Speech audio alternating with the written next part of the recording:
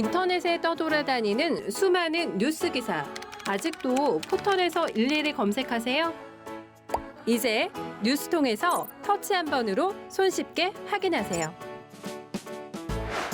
최근 내가 구독한 기사를 분석해 오늘의 기사를 추천하는 개인 맞춤형 AI 뉴스.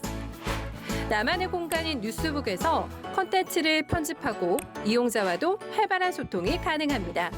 사진과 영상 자유롭게 이동하고 언론사 기자들이 실시간으로 업로드하는 동영상도 확인해보세요. 더욱 풍성하고 새로워진 뉴스통. 지금 바로 만나보세요. 안녕하십니까 여러분, 제간둥이 사이다 박준입니다. 자, 윤석열 지금 탄핵 심판 선고 아직까지 나오고 있지 않습니다. 이번 주 안으로 나올 수 있다고 예측이 되고 있는데, 만약에 목요일 금요일 선고가 된다면 오늘이나 내일 정도에 고지가 될 것 같습니다. 자, 이제 이번 주 안으로 꼭 선고가 되길 좀 바라면서요. 자, 오늘도 시원하고 재밌는 소식들로 여러분 출근길 함께 하겠습니다. 생방송 중 댓글 참여 많이 부탁드리고요. 박준의 뉴스 인사이다 지금 바로 시작하겠습니다.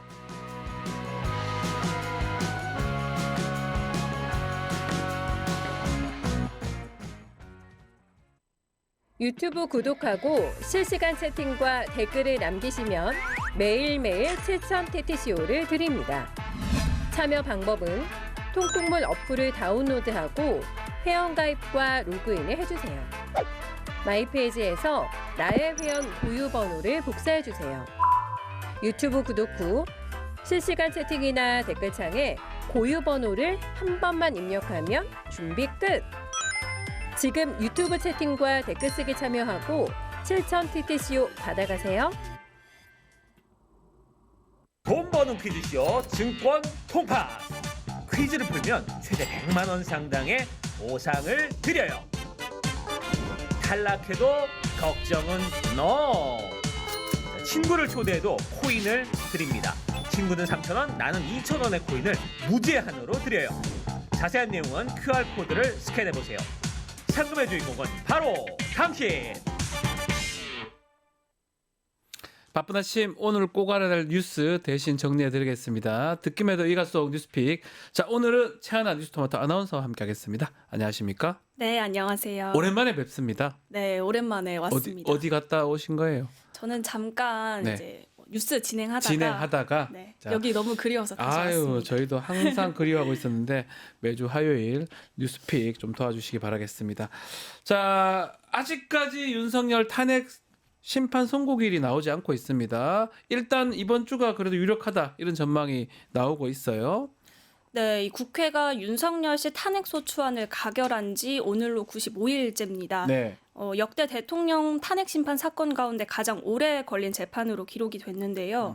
선고가 이번 주를 넘기지 않을 거라는 이 관측이 지배적인 상황입니다.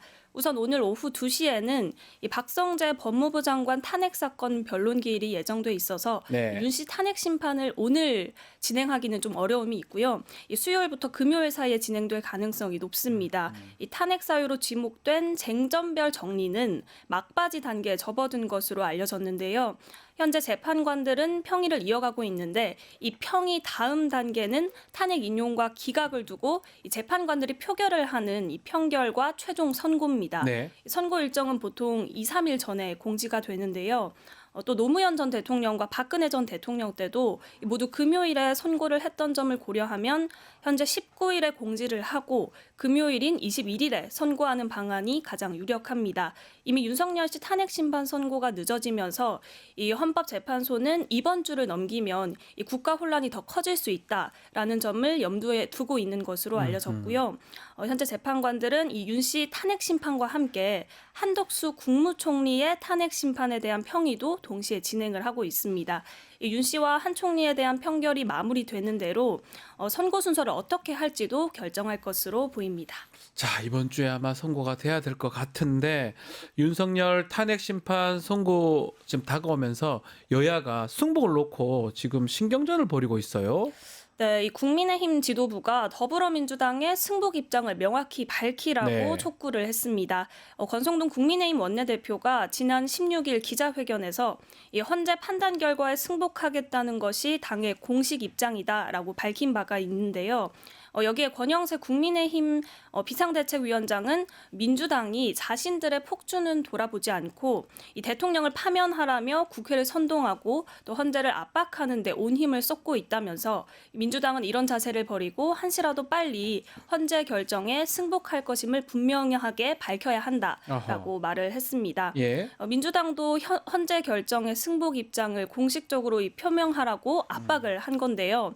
신동욱 국민의힘 수석 대변인도 민주당이 승복하겠다는 공식 선언이 없었던 것 같다라면서 여야가 함께 승복한다는 메시지를 냈으면 좋겠다라고 말을 했습니다. 여기에 대해서 이 더불어민주당은 국민의힘 압박에 윤 대통령이 오히려 승복해야 한다라면서 맞받아쳤는데요. 김민성 민주당 수석 최고위원은 헌재 선고 이후 안정적으로 국가 정상화가 이루어지기 위해서 윤석열의 마지막 양심을 확인하려 한다. 윤석열의 입으로 승복을 약속할 시간이다라고 지적을 했습니다. 자, 이런 가운데 새로운 사실들이 쏙쏙 드러나고 있습니다. 지난 1월 달이죠. 윤석열 체포 당시에 윤석열 도주설이 있었는데 당시에 윤석열이 대통령실에 갔다는 얘기가 있어요. 어떤 얘기입니까? 네, 이 지난 1월 3일 공수처와 경찰이 윤석열 씨 1차 체포 시도를 실패했습니다. 그러고 나서 이 4일 뒤인 1월 7일이죠. 윤 씨가 대통령 관저를 떠나서 몸을 숨겼다는 도피설이 제기가 됐습니다. 하지만 이 다음 날 한남동 관저에서 윤석열 씨로 추정되는 남성이 한 언론사 카메라에 포착되면서 이 윤 씨 도피설은 일단 일단락이 됐었는데요. 예. 그런데 JTBC의 이 단독 보도에 따르면 윤 씨가 이날 실제로 한남동 관저를 나와서 대통령실로 향했다는 사실이 확인이 됐습니다. 윤 씨가 용산 대통령실의 지하 상황실을 둘러봤다는 겁니다. 문제는 직무 정지 상태인 이 윤 씨가 대통령실을 방문하는 것부터가 부적절하다라는 지적이 나오고 있습니다. 그렇죠. 네, 또 당시 2차 체포가 임박했던 터라서 윤 씨가 직접 피신이 가능한지 이 지하 설비를 둘러봤을 가능성도 배제할 수 없는데요. 대통령실이 본래 국방부 건물로 쓰였던 만큼 이 지하 상황실은 보안이 철저한 지하 벙커나 다름이 없기 때문입니다. 현재 대통령실은 윤 씨가 어떤 이유로 이 지하 상황실로 향했는지 또 당시 윤 씨의 행적에 대한 입장은 내놓지 않고 있습니다. 납득하기 어렵습니다. 직무 정지가 돼 있고 체포영장 집행되기 직전인데 대통령실에 가다니요. 납득하기 어려우니까 이 부분도 나중에 입장 표명이 좀 필요한 사안 같고 또 윤석열 탄핵 심판의 핵심 증인이죠. 각종근 전 특전사령관 회유했다는 정황이 또 드러났습니다. 어떤 내용입니까? 네, 그렇습니다. 이 MBC 단독 보도에 따르면 이 곽종근 전 특전사령관의 육군사관학교 47기 동기인 이 배모 변호사가 지난 10일과 13일 이 두 차례 곽 전 사령관 아내에게 장문의 문자 메시지를 보낸 것으로 확인이 됐습니다. 그 내용을 살펴보면 이 배 변호사가 윤석열 대통령 구속 취소 전만 해도 대선 준비하자던 여론이 이제 탄핵 기각과 각하로 흘러가고 있다라면서 헌법재판관도 같은 결론을 내릴 걸로 예상된다라는 문자 메시지를 보냈습니다. 그러면서 이 곽 전 사령관의 지금 태도가 본인에게 치명적일 거다. 민주당이 보호해줄 거라고 믿는다면 나중에 땅을 치며 후회할 것이다라고 했는데요. 네. 또 이 황교안 전 국무총리의 무료 변론을 언급하면서 이 도움은 왜 거절했느냐라는 식의 이야기도 했다고 합니다. 또 김병주 의원을 비롯해서 민주당의 협박 또는 이용당했다. 민주당 요구에 따라 한 진술은 전부 탄핵몰이, 내란몰이를 위한 것으로 사실이 아니다라고 당당하게 밝혀보는 게 어떠냐라고 회유를 했습니다. 이 곽 전 사령관 측은 배 변호사가 지난 1월 초에도 이런 비슷한 내용의 회유 시도를 했었다고 밝혔는데요. 배 변호사는 여기에 대해서 이 동기생이라서 연락을 한 것이고 다른 의도는 없었다라며 회유 의혹을 부인하고 있습니다. 육군사관학교 동기생인 변호사가 이런 행동을 했다라는 거. 또 윤석열 정부가 북한과의 무력 충돌을 유도했다는 의혹 다시 불거지고 있습니다. 네, 그동안에도 이 내란 세력이 많았죠. 계엄을 일으키기 위해서 네. 북한과 충돌을 유도했다라는 의혹이 여러 차례 나왔었는데요. 또 이 MBC 단독 보도에 따르면 지난해 공격 헬기인 아파치 부대를 이 북방 한계선을 따라서 비행시키는 훈련이 4차례나 이루어졌던 사실이 확인됐습니다. 지난해 6월 서해 최북단인 백령도 인근에서 통합정보작전 훈련이 실시가 됐습니다. 이때 공격 헬기인 아파치 부대와 해병대 또 공군 전투기가 동원이 됐는데요. 해병대가 북방 한계선 인근에 포사격을 하면 네.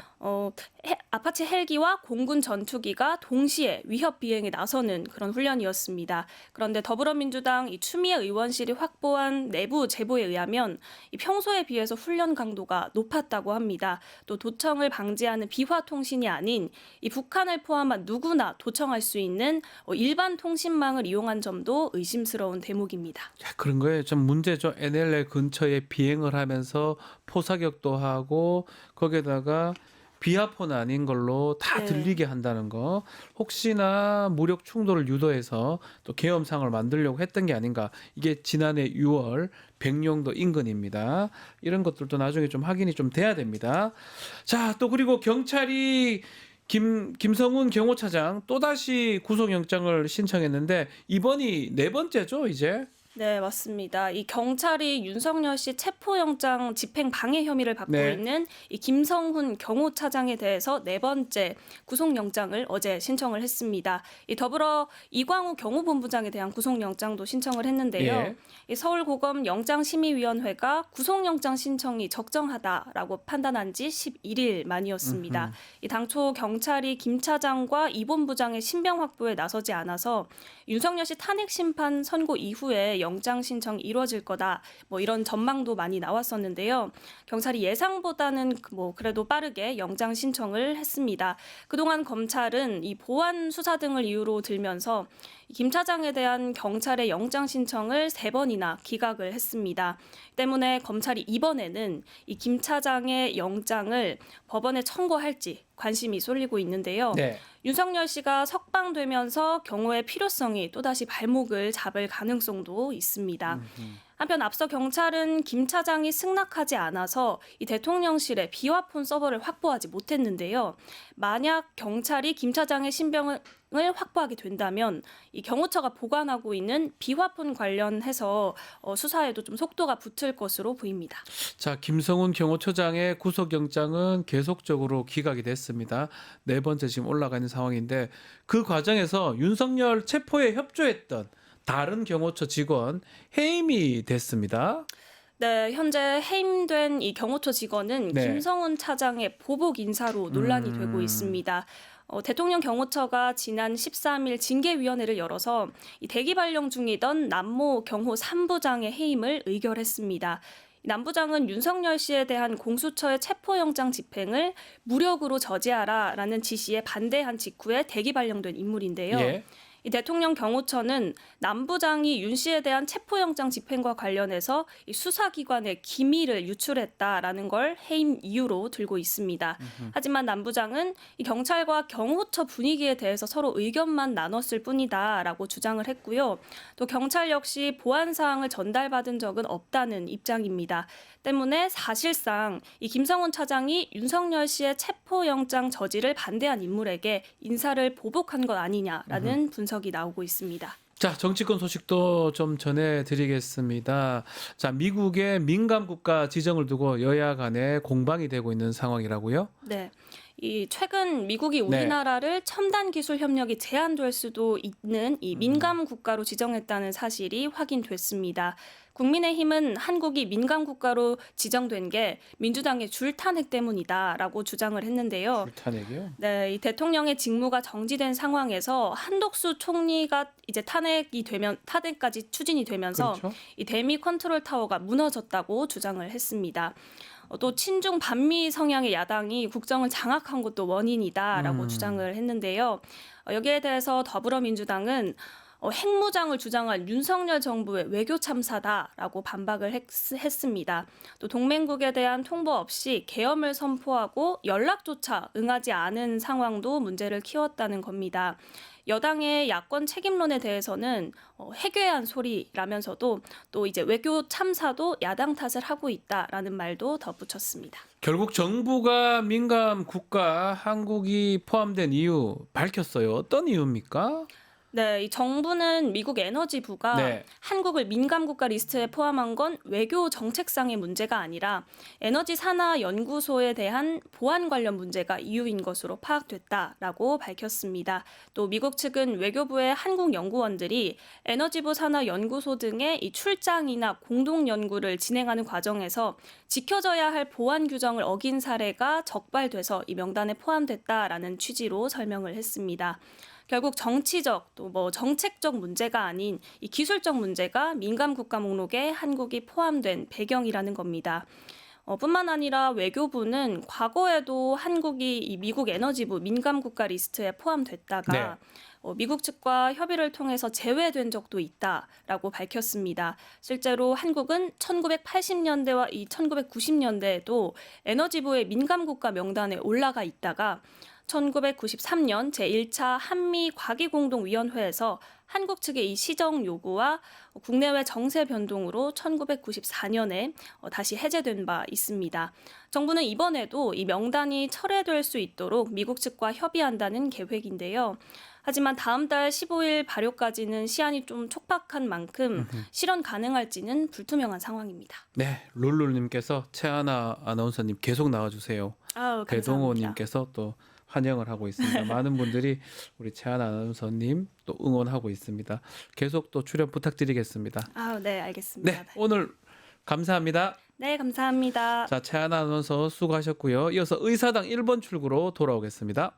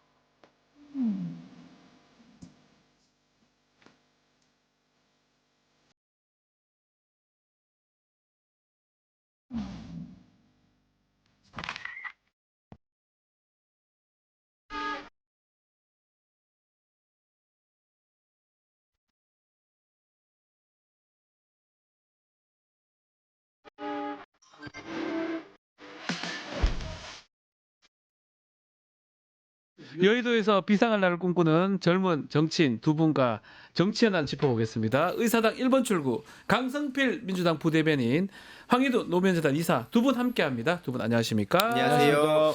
자, 밖에 눈이 좀 많이 오죠? 네, 눈이 펄펄 아름답게 예. 윤석열의 파면을 앞당긴 듯한. 그거하고 상관이 있습니까? 네. 3월인데 3월 중하순인데 네. 눈이 저렇게 오는 경우가 별로 없는데 네. 지금 수도권 또 대설 특보 이런 게 좀 발효 중입니다. 특히 길이 좀 미끄럽더라고요. 네. 눈 구경하다 또 넘어질 수 있기 때문에 네. 다들 조심하시기 바랍니다. 조심하셔야 될 것 같습니다.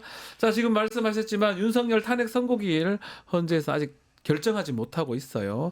이번 주가 될 것이다라는 관측도 있는데 다음 주로 미뤄질 수도 있다 이런 전망도 있습니다.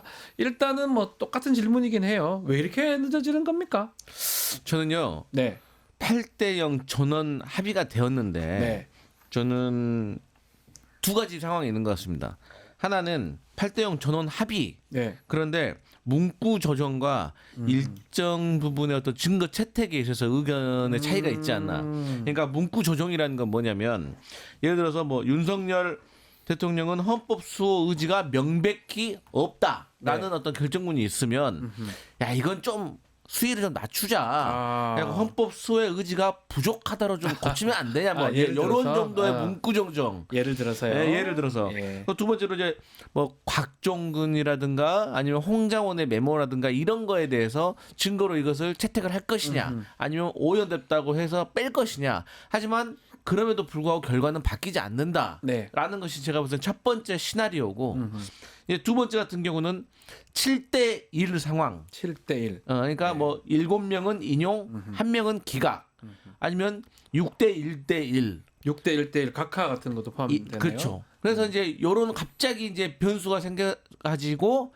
여기에 대해서 그래도 야 이거 말도 안 되는 소리 하지 말고 우리 그냥 전원 합의로 국가적 갈등을 조금 우리가 좀 완화시키자. 그래서 좀 설득하는 저는 이 두 가지이기 때문에 어쨌든 파면되는 거에는 저는 이상이 없다. 저는 그렇게 확신합니다. 일단 뭐 보안이 철저하기 때문에 알 수는 없습니다. 우리 강성필 부대변인 예측이라고 봐야 될 예상, 추측. 예. 네. 우리 이사님은 어떻게 보십니까? 뭐 저도 이제 사실 예측할 수밖에 없는 상황이다 그렇죠. 보니까 알 수가 없어요. 예, 그래서 뭐 절차에 대한 뭐 여러 가지 뭐 의견이 나오고 있다 이런 얘기도 나오는데 결국에는 지금 뭐 헌재 그 테러라든지 네. 예고라든지 아니면은 뭐 문영배 대행을 비롯해서 헌법재판관을 살인하겠다는 얘기까지 지금 나오잖아요. 그러니까 그렇죠. 그런 점들도 영향을 미치는 게 아닌가라는 그런 우려가 좀 되긴 합니다. 그러니까 왜냐면은 이게 실제로 뭐 위장을 해가지고 가서 내가 무슨 짓을 저지르겠다 이런 얘기까지 지금 나오고 있다 보니까 사실 그러다 보니 많은 시민들도 제발 그 지난주를 넘기지 않았으면 좋겠다 했는데 또 이렇게 넘어갔거든요. 그래서 아까 뭐 말씀드렸듯이 혹시 또 다음 주 아니냐 뭐 이런 식으로 계속 밀리다 보면 국민들의 일상 회복이 안 됩니다. 그러니까요. 그래서 지금 이거는 하루라도 빨리 되길 바라는 마음으로 저는 이번 주 안에 끝난다 말씀드리고 또 싶습니다. 이런 얘기를 좀 하더라고요. 실제로 14일을 예상을 하셨어요. 네. 많은 네. 또 국민들. 이유는 뭐 지난 탄핵 심판하고 비추어 봤을 때 그렇다는 건데 실제로 박근혜 때나 노무현 전 대통령 때하고 비해서 직접 변론에 참가해가지고 많은 얘기들을 했습니다. 그 얘기들을 하면 재판관은 그 결정문에 그 다 적고 그것을 배척한 이유도 다 적어야 되기 때문에 네. 막 그런 것 때문에 좀 걸리는 거 아니냐. 지금 부대변인 말씀처럼 아마 그래도 그게 뭐 2, 3주 한 달 늦어질 수는 없는 거니까 이번 주 내로 결론이 날 수 있다라고 지금 다들 얘기를 하고 있는데 자 언제쯤 될까요? 언제쯤 될까요?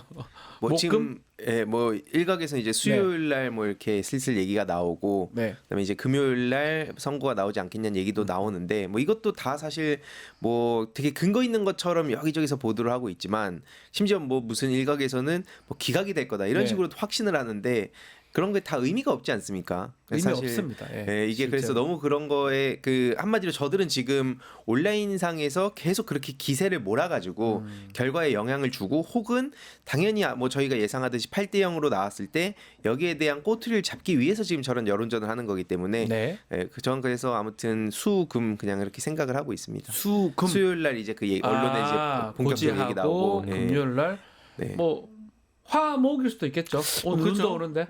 근데 저는 어제 아침에 중앙일보 기사가 눈에 확 들어오더라고요. 네. 그러니까 이제 헌법재판관 중에 한 명의 지인이 중앙일보하고 인터뷰를 한 건데, 그러니까 그 지인이 헌법재판관 중에 한 분하고 13일 날, 3월 13일 날 원래 약속이 있었다는 겁니다. 네. 근데 그 약속을 3월 23일 이후에 보자라고 이제 했다는 거예요. 아이고. 그렇기 때문에 그러면 23일 안에는 끝난다는 거 아니냐. 아이고, 그렇기 그런 때문에 얘기군요. 이제 목요일 뭐 목금을 얘기하는데 그래서 제가 방송 나가서 그랬습니다. 네. 실명 안 밝히면 의미 없다. 네. 그런 얘기 나도 한다. 네. 그런데 저는 어쨌든 간에 18일 날 오늘 그러니까 박성재 법무부 장관 첫 변론 기일이 있기 때문에 오늘 내일은 좀 어려울 것 같고 그래서 선례 따졌을 때 금요일 그래서 이번 주 금요일이다. 다만 저는 2, 3일 전에 예고를 했던 관례는 이번에는 좀 예외적으로 좀 하지 않을 수도 있겠다. 예고를 하지 않을 수도 있다. 왜냐하면 이게 예고를 하게 되면 또 그때부터 이제 서로 또 격렬하게 또 이렇게 갈등 상황이 긴장감이 증폭될 수 있기 때문에 저는 한간의 어떤 보도에 따르면 그냥 오전에 이렇게 예고를 하고 오후에 기습적으로 할 수도 있다. 그래서 좀, 금요일 날 예. 오전에 하고 오후에 예. 선고하고. 왜냐면 이게 뭐 원칙이 없다면서요. 네, 원칙 없죠. 그래서 오히려 지금 같은 상황에서는 그럴 수도 있다는 게 처음에 들었을 때 아유 좀 말도 안 된다 했는데 워낙 기괴한 일들이 많이 일어나 보니까 그런 그러니까요. 예상까지 하게 됩니다. 자, 그리고 일각에서는 계속 한덕수 총리 선고하고 그것을 같이 보는 것 같아요. 이게 윤석열 선고, 한덕수 총리 선고 뭐 같은 사건이기도 하기 때문에 이게 마지막 변수다 이런 얘기도 있는데 어떻게 보십니까? 변수이길 바라는 거죠. 네, 그러니까 뭐 그거 말고도 지금 별의별 얘기가 다 나오던데 뭐 이재명 대표 26일 이후에 그 윤석열 선고 나와야 된다라든지 그러니까 그 각자의 지금 사방에서 본인들의 바람을 담아서 지금 그런 식으로 변수로 만들고 싶어하는 것 같은데 계속 말씀드리지만 저들은 몇 달 전부터 이미 자기들이 이제 큰일 났다는 생각을 했고 그래서 윤석열 탄핵은 막을 수 없고 그래서 윤석열 탄핵 이후를 빌드업을 하고 있었다고 계속 말씀드리지 않았습니까? 네. 그러니까 지금도 어떻게든 그냥 꼬투리 잡아가지고 뭐 절차적으로든 뭐 아니면 과정에 뭐 문제가 있다는 식으로 할 텐데 그런 거 아무 의미가 없다 말씀드리고 싶습니다. 절차적인 거는 뭐 저도 뭐 법률을 공부하는 입장에서 또 일을 하는 입장에서 뭐가 문제가 있는지 암만 해봐도 없어 보이거든요. 절차 얘기가 각하 이런 얘기 왜 나오는지 저는 잘 모르겠습니다. 더더군다나 한덕수 총리를 선고하는 거하고 그게 무효가 되기 때문에 원점으로 다 돌린다는 거는 뭐 국가가 그러면 6개월 동안 9개월 몇 개월 동안 정지되는 겁니까?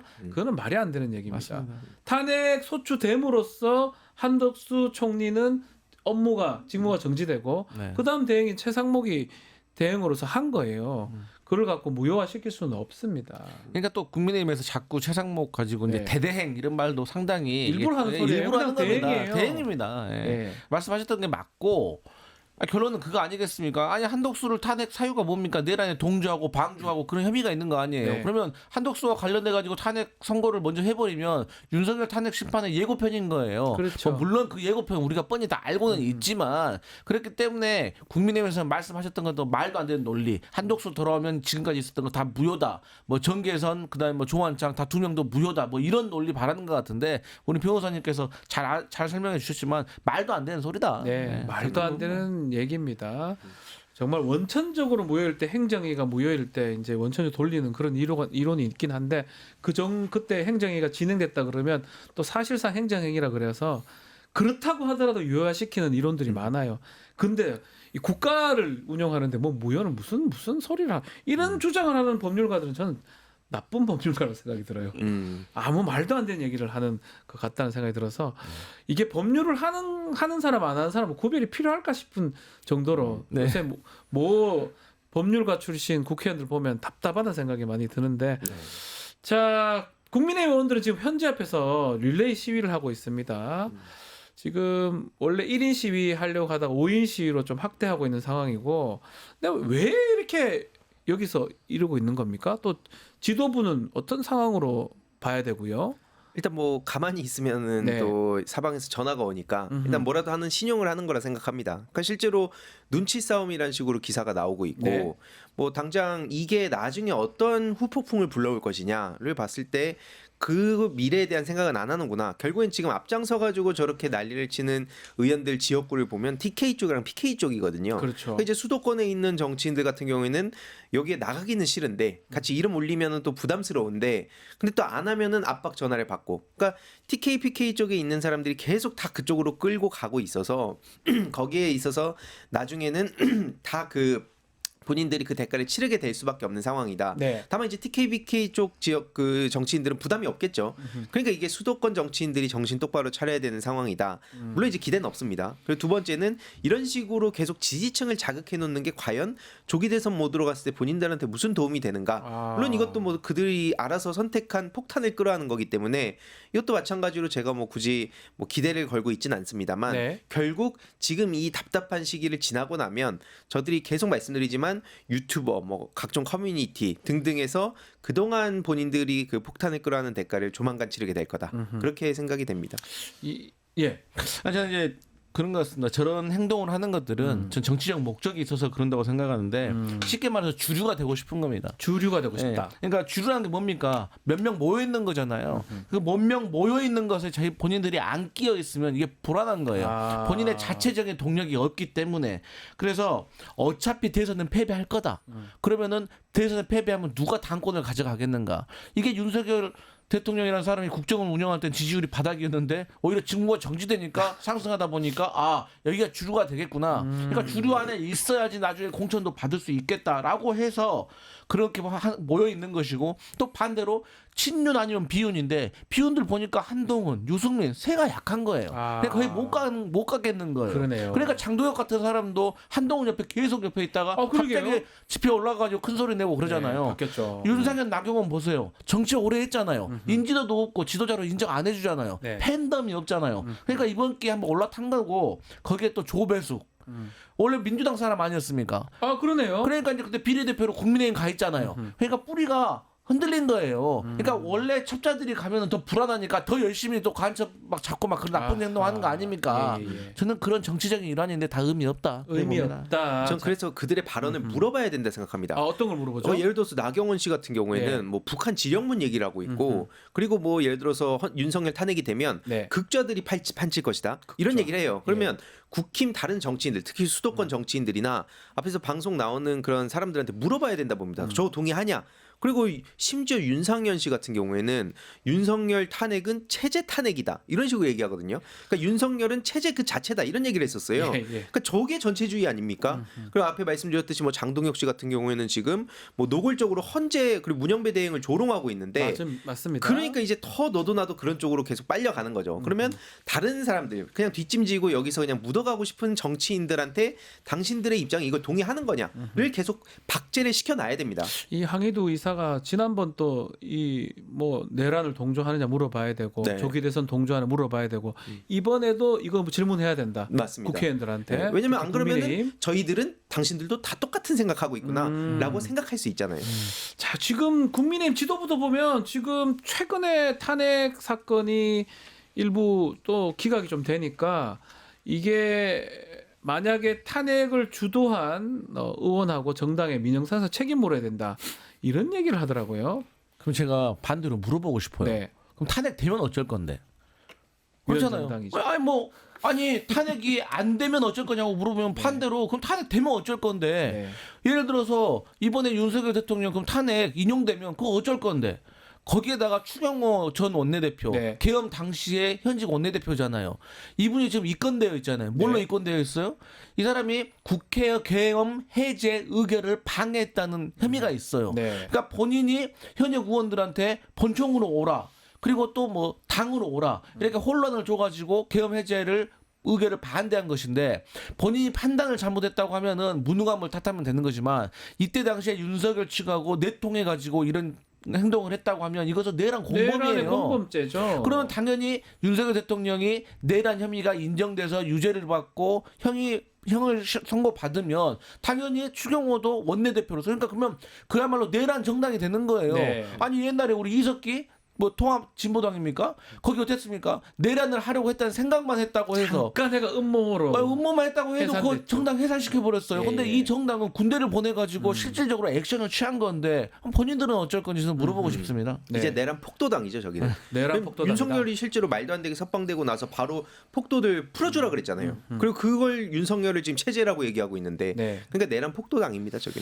이게 사실 좀 답답합니다. 헌법상의 이 탄핵 제도라는 거는 실제로 그 사람을 파면 정도 할 수 있느냐 없느냐 그런 것들을 보는 거예요. 그렇죠. 징계죠. 국회가 또 어떤 특정 직위한테 유일하게 할 수 있는 견제 수단입니다. 네. 그런데 그거를 민영사 책임을 묻는다니요. 말이 됩니까? 그리고 탄핵을 얘기할 때는 네. 동시에 같이 지적을 해야 되는 게 거부권이에요. 그렇죠. 아니 대한민국 대통령에 윤석열 대통령 이전에 7명이 있었는데 7명이 모두 한 거부권이 21건이에요. 네. 윤석열 혼자서 26건을 했어요. 네. 근데 이 거부권의 유래가 있는데 미국 정치에서 가져온 건데 미국 같은 경우는 정부가 법률 제출권이 없어요. 그러니까 그 견제 장치를 하기 위해서 대통령에게 거부권을 부여한 거거든요. 우리나라에 법률 제출권이 있어요. 있지요, 그렇기 정부가. 때문에 정말로 이것을 신중하게 써야 되는 거고 특히나 자기와 자기 가족과 관련된 이 특검안에 대해서 거부권을 행사한다는 거는 이건 말도 안 됩니다. 그렇죠. 윤석열 대통령이 과거에 특별검사 했을 때 특검했을 때 특검 끝나고 해설서를 발간을 했는데 거기 66페이지에 보면 뭐라고 되어 있냐. 대통령이 자기와 관련된 어떤 특검안에 대해서는 대통령에게 특별검사를 추천하는 권한도 주면 안 된다고 썼어요. 자기가 썼어요? 네, 그 팀에서 썼어요. 아, 그래요. 네. 기억을 못 하나? 너무 어쩌면 당연한 거예요. 네. 거부권 행사도 헌법상 대통령 권한이긴 한데 자신과 이해 충돌되는 걸 거부권 행사하면 안 되겠죠. 그럼요. 당연한 겁니다. 그 네. 법에 없어도 네. 당연한 헌법 내재적 한계가 취지가 있는 건데 있잖아요. 취지가. 네. 그것을 왜 그래 하는지. 자, 또 좀 짚어봐야 될 게 헌재 선고 승복을 둘러싸고도 정치권 신경전 가열되고 있는 분위기인데 어떻게 봐야 됩니까? 지금 일각에서는 메시지를 좀 내라. 각 당 대표들 나와가지고 승복 의사 밝히자라고 하는데 윤석열만 밝히면 되는 거 아니에요? 그렇죠. 그게 본질이죠. 그러니까 사실 그동안 지들이 자꾸 뭐 헌법이든 법률이든 예. 무시하고 그러니까 어떻게 보면 당연한 얘기 아닙니까? 뭐 배고프면 밥 먹는다 같은 당연한 얘기를 지금 하라고 네. 너네들 입장 내 이런 건데 계속 말씀드리지만 앞서서 제가 물어봤던 그런 거에 대해서 본인들의 생각을 밝혀야 된다. 왜냐하면 권성동 씨 같은 경우에도 승복을 한다고 대놓고 뭐 이게 당 입장이라고 했으나 네. 아까 말씀드렸던 사례만 보더라도 저게 승복하는 인간들의 그런 정치인들의 발언입니까? 그렇죠. 그러니까 그것만 보더라도 일단 당 내 정리도 안 되고 있고요. 그리고 당장 앞에 말씀드렸듯이 윤석열이 누가 봐도 안 지킬 것 같은데 근데 이거 무슨 의미 없는 소리를 하고 있냐 그런 생각이 듭니다. 조갑재 편집장도 그 얘기 하더라고요. 뭐 보수 논객 아니겠습니까? 승복은 가해자인 윤석열만 하면 된다. 피해자인 야당과 국민 끌어들이지 말라라고 말씀을 하셨어요. 이게 정답이잖아요, 사실은. 근데 거기에 제가 추가를 드리면 국민의힘 권성동 권영세는 이런 말을 할 자격이 없습니다. 자격이 없다. 예, 우리가 이제 많이 어쨌든 윤석열 혼자 먼저 이거 하면 된다고 했지만 거기 추가적으로 국민의힘이 정말로 이 탄핵 심판 결정에 승복하려고 한다는 자세가 되어 있다면 네. 지금 빨리 당장 최상목한테 헌법재판소의 결정 따르라고 먼저 얘기하는 게 선행되어야 됩니다. 헌법재판소에서 최상목 권한대행한테 명백하게 명쾌하게 결정을 내려줬잖아요. 뭐라고? 마은혁 후보자 임명해라. 안 하면 너 위헌이다. 네. 근데 이거 어땠습니까? 국민의힘이 불복하라고 종용했잖아요. 그럼 이것부터 제대로 이거 선행을 해야 되는 거 아닙니까? 그러니까요. 이런 것을 안 하면서 이것은 또 하겠다? 그러니까 사람들이 정치인의 입과 행동을 보고 판단하는 거 아니겠습니까? 그래서 믿지 않는다. 저희 민주당은요. 이미 윤석열 국민의힘한테 서부지법의 영장 판단, 중앙지법의 영장 결정 이런 거에서 다 받아들이라고 했어요. 네. 본인들이 안 받아들여놓고 이제 와서 이재명 대표가 명백하게 밝혔는데 당연하게 승복해야 된다라고 밝혔는데 이거 괜히 물어보는 것은 마치 이재명 대표가 불복하고 있다는 그런 시그널을 그렇게 프레임을 씌우기 위해서인데 본인들부터 빨리 최상목한테 헌법재판소 결정 수용하라고 종용하십시오. 이런 것도 정치적으로 지금 이용하려고 한다고 봐야 되는 거겠죠. 맞습니다. 예, 그런 국민의힘도. 이미지를 계속 예. 쌓아놓는 거죠. 예. 이재명 대표가 계엄했습니까? 이재명 대표가 군인들 불러 모았습니까? 이재명 대표가 누구 체포하라고 끄집어내라 이렇게 했습니까? 이해가 안 됩니다. 국민의힘이 그것을 결론에 어떻게 되든 승복을 하는 게 본인들이 얘기하고 또 윤석열이 가해자인 윤석열이 해야 되는 게 맞는데 본인은 지금 침묵 중이고요. 윤석열이 직접 승복 메시지를 낼 가능성이 있을까요? 없어 보입니다. 아, 네, 오히려 뭐, 이제 그 광장에 나가서 나중에 네. 막 열심히 떠들어댈 텐데 그걸 달고 지금 국힘은 조기 대선을 해야 될 겁니다. 네. 그래가지고 결국에는 이건 아무 기대가 없다. 많은 시민들도 그냥 이런 쓸데없는 거 다 필요 없고 빨리 윤석열 선고나 빨리 나왔으면 좋겠다. 지금 여기에 모든 에너지가 쏟아지고 있는 상황인데 다만 이걸 그렇다고 방치를 하면 네. 그런 이미지가 축적이 돼가지고 정치 저관여층들한테는 결국 이제 양비론으로 물타기 할 수 있는 흐름으로 갈 수 있거든요. 그래서 이게 문제가 있다는 거는 계속 지적할 필요는 있어 보입니다. 지적은 계속 해야 된다. 알겠습니다. 우리 강성필 부대변인께서 말했던 게 친명 비명. 네. 국민의힘에도 친명 비명이 있다. 뭐 이재명 아, 대표가 그래요? 아니고 명태균 씨 관련된 겁니다. 그렇죠. 자, 친명 명태균 게이트 얘기 좀 해보겠습니다. 홍준표 시장 지금 가장 문제가 되고 있는데 자꾸 아니라 그러는데 아니라 할 때마다 다른 증거들이 계속 나오고 있어요. 강성필 부대변인 네. 어떻게 봐야 됩니까? 그러니까 21년 12월 5일 날 네. 명태균 씨가 그러니까 홍준표 시장한테 생신 축하드립니다 하니까 땡큐 그랬다는 거 땡큐 아닙니까? 저를 크게 땡큐 이제 나오네요. 엄청 그러면 커요 또 땡큐도. 명사장 요즘 어떻게 지내나? 근데 이것도 좀 뜬금없어요. 갑자기 건강 잘 챙기세요. 원래 좀 보수는 저렇게 대화가 좀 뜬금없습니까? 그건 모르겠어요. 아, 최소한도 그래도 명사장 요즘 어떻게 지내냐고 뭐 잘 지냅니다 하고 뭐 건강 잘 챙기세요 가지고 그냥 뜬금없이 건강 잘 챙기세요. 그러니까 앞으로 이렇게 싸울 줄 알았나 봐요. 나한테 서로가. 묻지 말고 당신 건강을 챙겨 네. 이런 걸로 들려요. 너 몇 년 후에 나 지금 다 씹어 제낄 거지? 그거 다 예상을 했나 봐요. 그러니까 어쨌든 결론은 뭐냐면 네.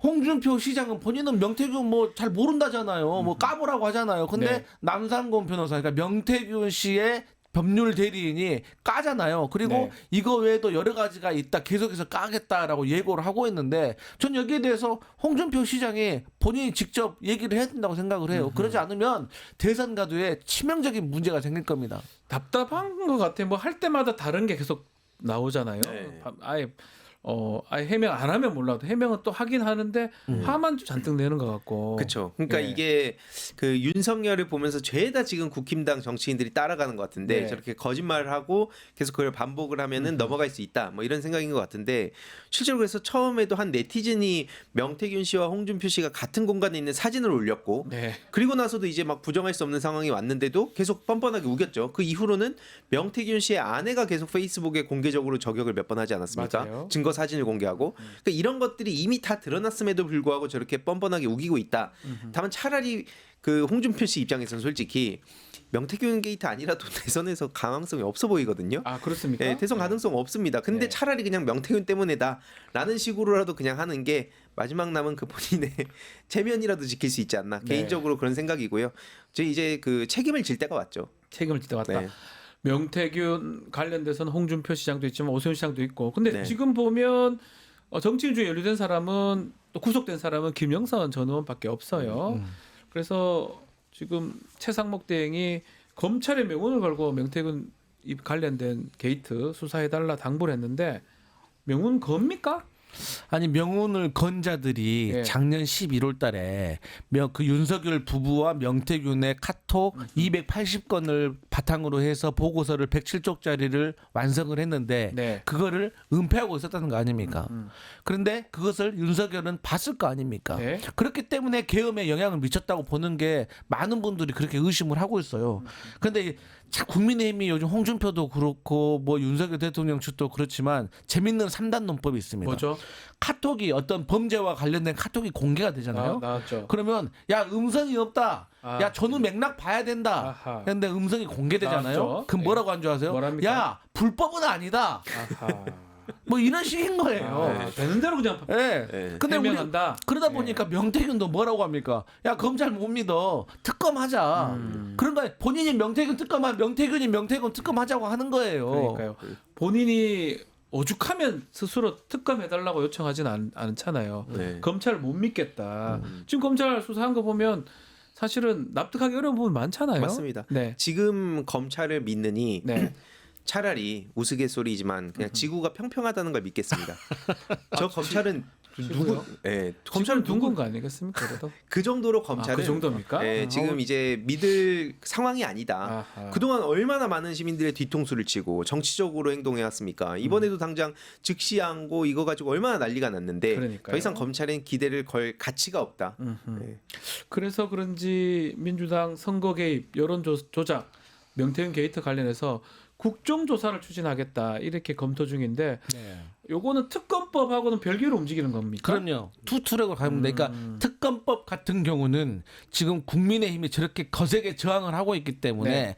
지금 현재 현실적으로 통과를 답보할 수가 없는 상황입니다. 그런데 우리가 가만히 있을 수가 없잖아요. 네. 그리고 이번에 내란 국정조사도 보면은 어쨌든 이 사람 저 사람 막 다 불러가지고 다 갖다 물어보잖아요. 네. 그러면 앞뒤가 맞지 않는 말들이 나오게 됩니다. 아 맞아요. 그리고 그런 걸 단서로 해서 또 우리 언론이 추적을 합니다. 그리고 우리 또 인터넷 특공대들 많지 않습니까? 이런 분들이 다 검증을 하게 되면 여기서 이제 죄송합니다. 이 진실의 갈래들이 나오기 시작하는 것이거든요. 그리고 이게 국정조사가 뭐가 좋냐, 특이가 뭐가 좋냐면 네.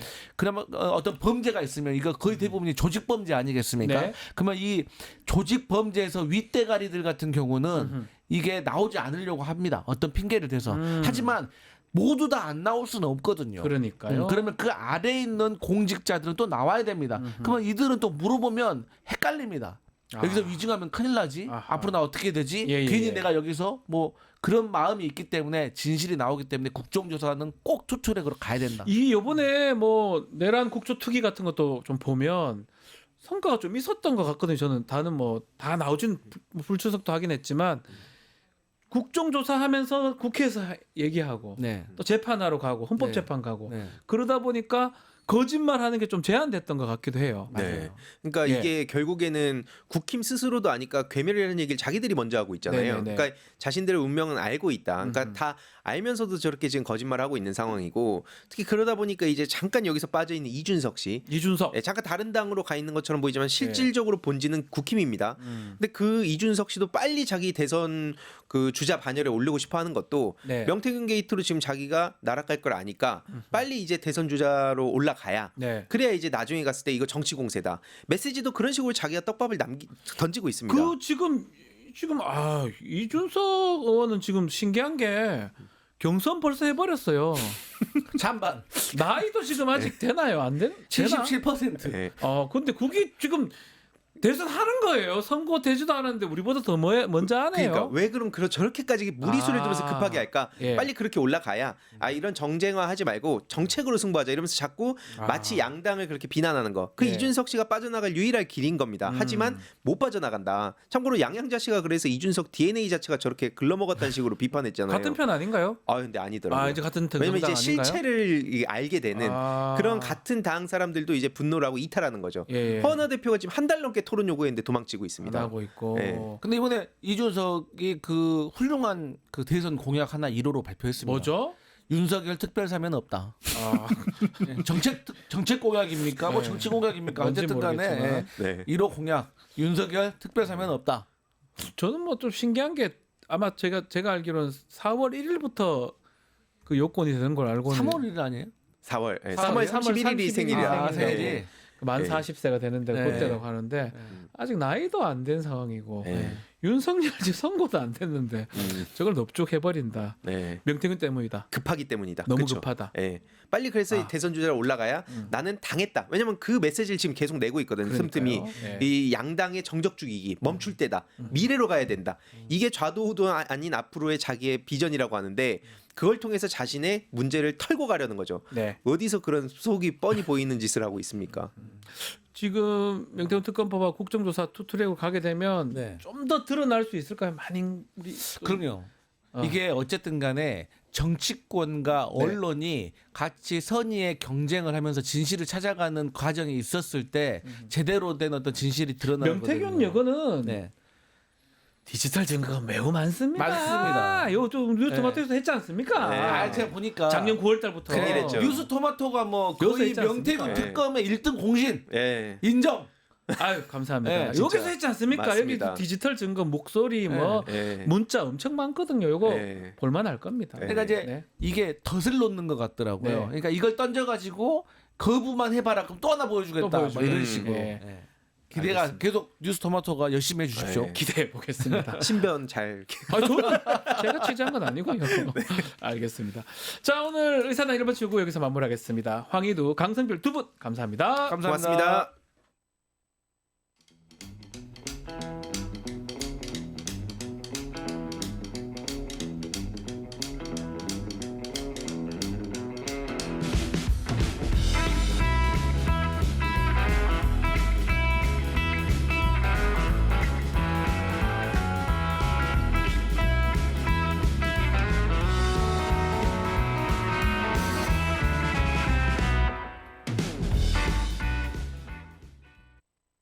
국내 MTS의 선두주자 증권통. 모든 투자 자산을 한눈에 오케이. 투자 고수의 거래 내역을 구독하고 주식 투자를 더 쉽게. 거슬리는 하단 광고도 노에드 가입하면 더 넓고 더 많아지는 나의 관심 종목들. 쉽고 빠른 주식 투자 증권통.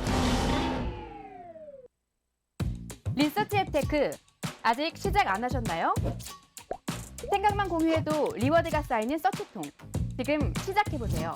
원아이디 로그인 후 패널 가입 시 약 3,000원 상당의 리워드 적립. 리서치에 참여하실 때마다 현금처럼 사용 가능한 PTR 적립. 내가 초대한 친구가 패널 가입을 할 때도 리워드 적립. 지금 바로 서치 통해서 우리 지역, 우리나라의 사건, 사고들에 대한 리서치에 참여해주세요.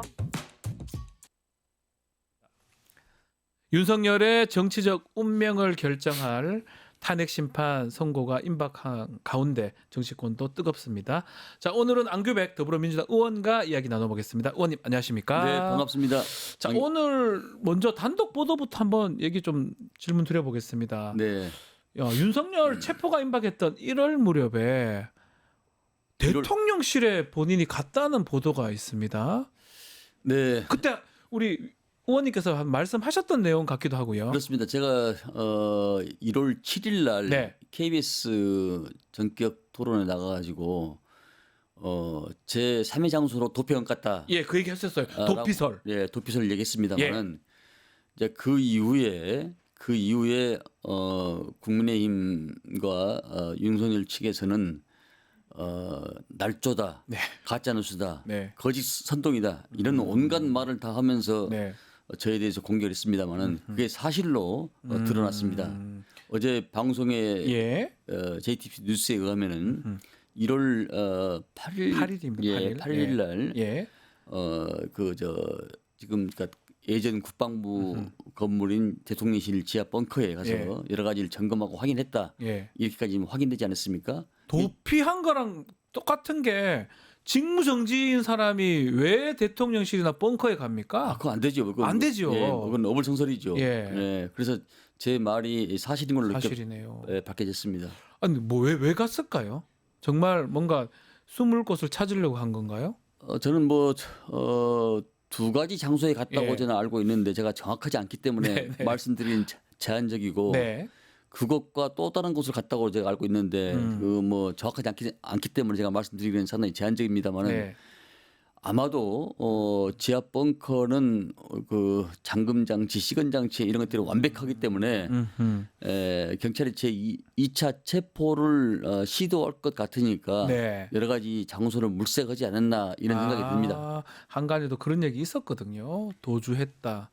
그 뭐 딴 데 갔을 거다 이러는데 결국은 뭐 패닉룸 뭐 이러나요? 하여튼 딱 문 닫고 못 나오게 하는 뭐 그런 등등 얘기가 있었는데 어쨌든 간에 지금 확인된 사실은 1월 8일 체포영장 집행이 시도되는 1월 8일 날 2차 집행. 2차 집행. 예, 예. 그때 그 관제에 있지 않고 다른 데서 대통령실에 피신했다. 잠깐 갔다 왔다. 그것이 사실로 박혀있습니다. 이게 말이 됩니까 이게? 그 당시에는 제가 그걸 뭐 거짓 선동이라고 다 얘기를 했거든요. 네. 근데 그날 국가수사본부하고 공수처에서는 위치를 파악하고 있다.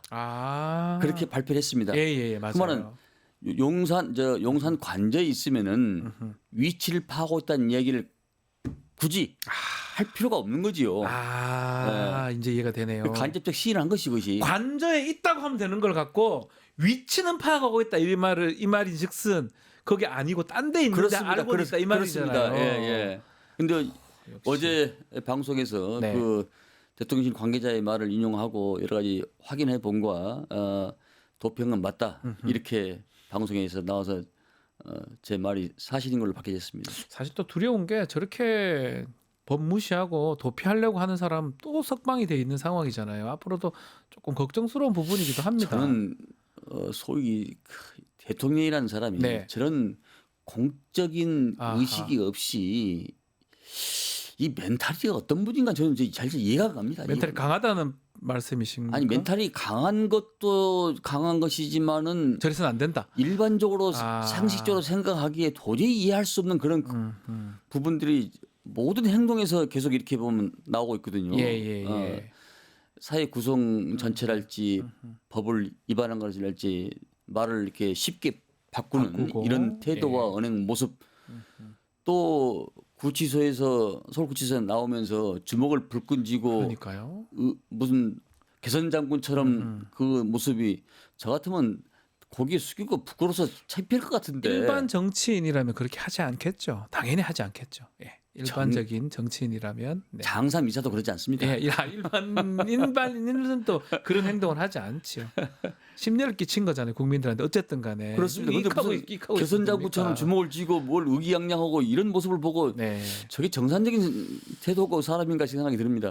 아니 그래서 그런지 저렇게 석방돼 있고 탄핵 심판 선고는 안 되고 이러니까 국민들이 불안해 있고 민주당이 그래서 지금 도보 행진을 하고 있는 것 같아요. 일주일째 하고 있는 그렇습니다. 거죠. 예. 힘들지 않습니까, 의원님?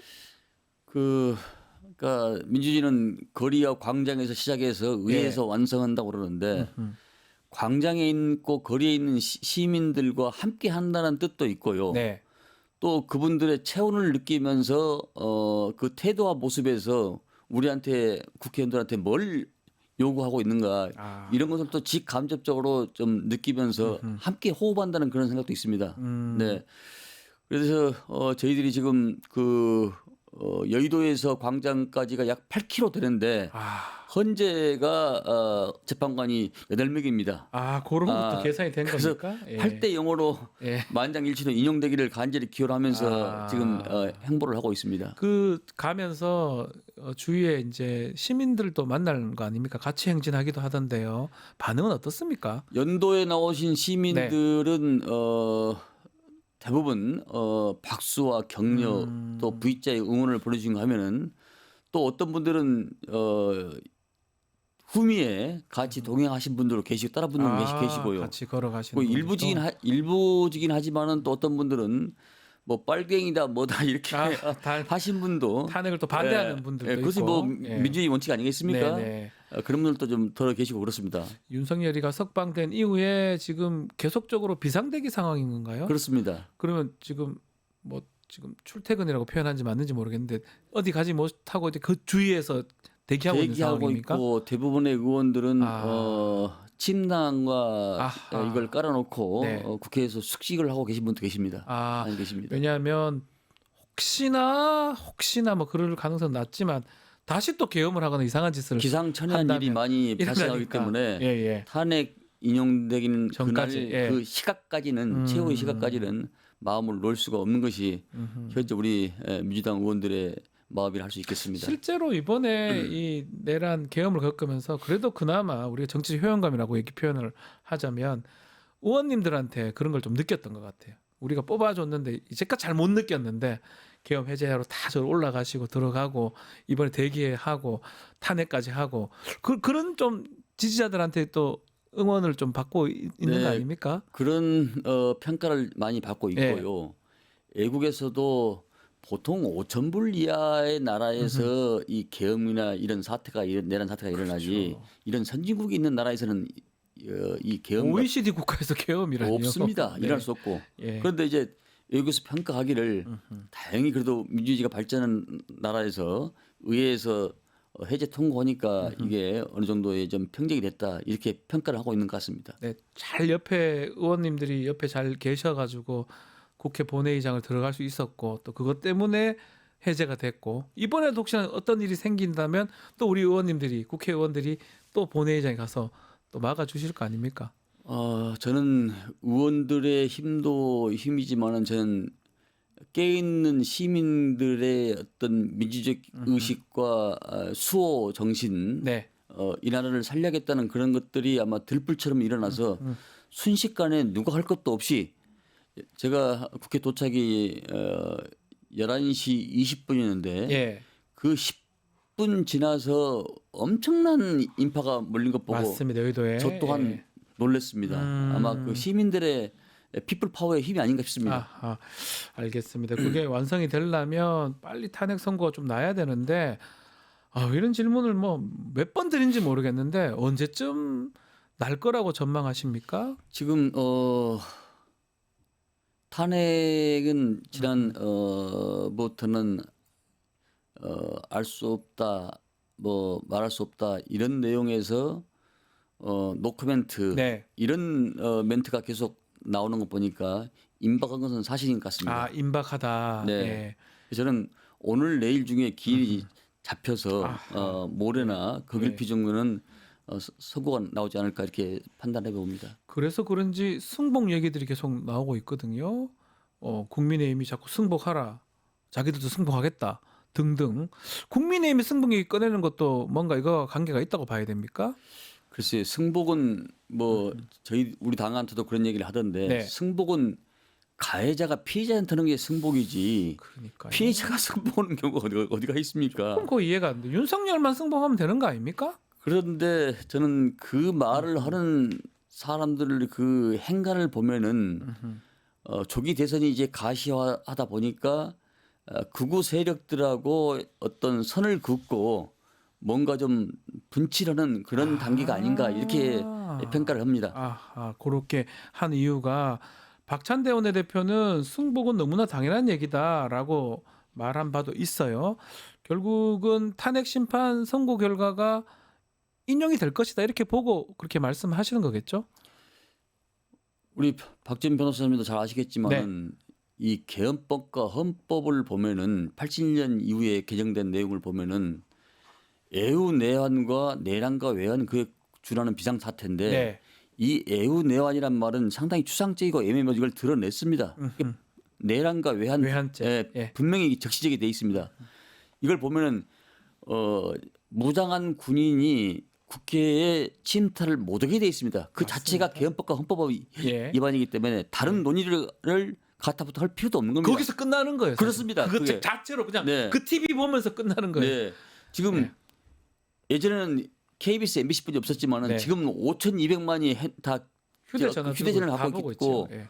또 그것을 세계 국민들이 다 목도하지 않았습니까? 사실은 뭐 더 따질 것도 절차 얘기도 저는 사실은 그렇습니다. 솔직히 이해가 안. 뭐 위반이 뭐가 있는데요? 기가 막힌 세상에 살고 있습니다. 아니 한덕수 총리가 돌아오면 무효 이런 말도 안 되는 얘기를 하는 법률가들도 전 말도 안 된다고 생각이 들고 그것을 그래서 억지 추장이라고 할 수 있겠습니다. 자, 하여튼 문제는 이 탄핵 선고 어쨌든 이번 주에 난다면 이 결과에 대해서 당 차원의 좀 대비책도 좀 마련해 두고 있는 겁니까? 지금 평소부터 네. 우리 당은 평소부터 항상 선거 체제를 준비를 했고요. 네. 또 특히 최근 들어서는 민생 회복과 여러 가지 국가 시스템이 분과된 것을 재건하기 위해서 각 분야 네. 분과위원회 또 제가 이제 총괄특보 단장입니다만은 네. 각 분과별로 또 각 당내 여러 가지 시스템이 그 분야로 좀 작동되고 있고 많은 준비를 좀 해왔고 해오고 있습니다. 네. 네. 문제는 이제 인용이 난다고 가정했을 때 윤석열의 이제 행동 지금까지는 조용해요. 석방되고 나서는. 근데 그걸 그대로 받아들일지 또 등판할지 메시지는 어떻게 낼지 어떻게 보십니까? 아마 탄핵이 인용오고 나면은 국민의힘 계열과 극우들은 저는 급속도로 무너질 거라고 저는 판단합니다. 지금은 어느 정도 심리선을 기대 갖고 있지만은 탄핵이 인용된 뒤부터는 급속도로 무너질 것이다. 네. 특히 극우 유튜버나 사실 극우라는 것은 생각과 이념이 있는 사람들입니다. 네. 근데 지금 거리에 있는 사람들은 거의 이 사람들이 참 육두문자 쓰기는 그러는데 욕하실 뻔했습니다. 예. 그런 사람들입니다. 그러니까 이게. 말도 안 되는 네. 행동들을 하시는 이념과 분들이 생각도 있어요. 없는 사람들입니다. 이게 그런 사람들이 죄송한 지금 얘기지만, 네. 거리에서 지금 이렇게 날뛰고 있다고 저는 그렇게 생각하고 있습니다. 예. 결국 윤석열이 그 사람들을 선동하거나 막 그렇게 하진 않을까요? 선동을 하더라도 그 상당히 제한적으로 생각하고 그때는 있습니다. 인용이 된다 그러면 네. 그러나 인용이 된다면 그러나 이제 취하는데 상당히 네. 좀 시간이 걸리지 않을까. 아하. 그래도 민주적 제도 틀 내에서 함께 해야지요. 어쩌겠습니까? 같이 가야죠. 네. 예. 자, 그리고 이번에 내란 사건에서 좀 가장 큰 역할을 또 했던 기관 중에 하나가 내란 특조위 같아요.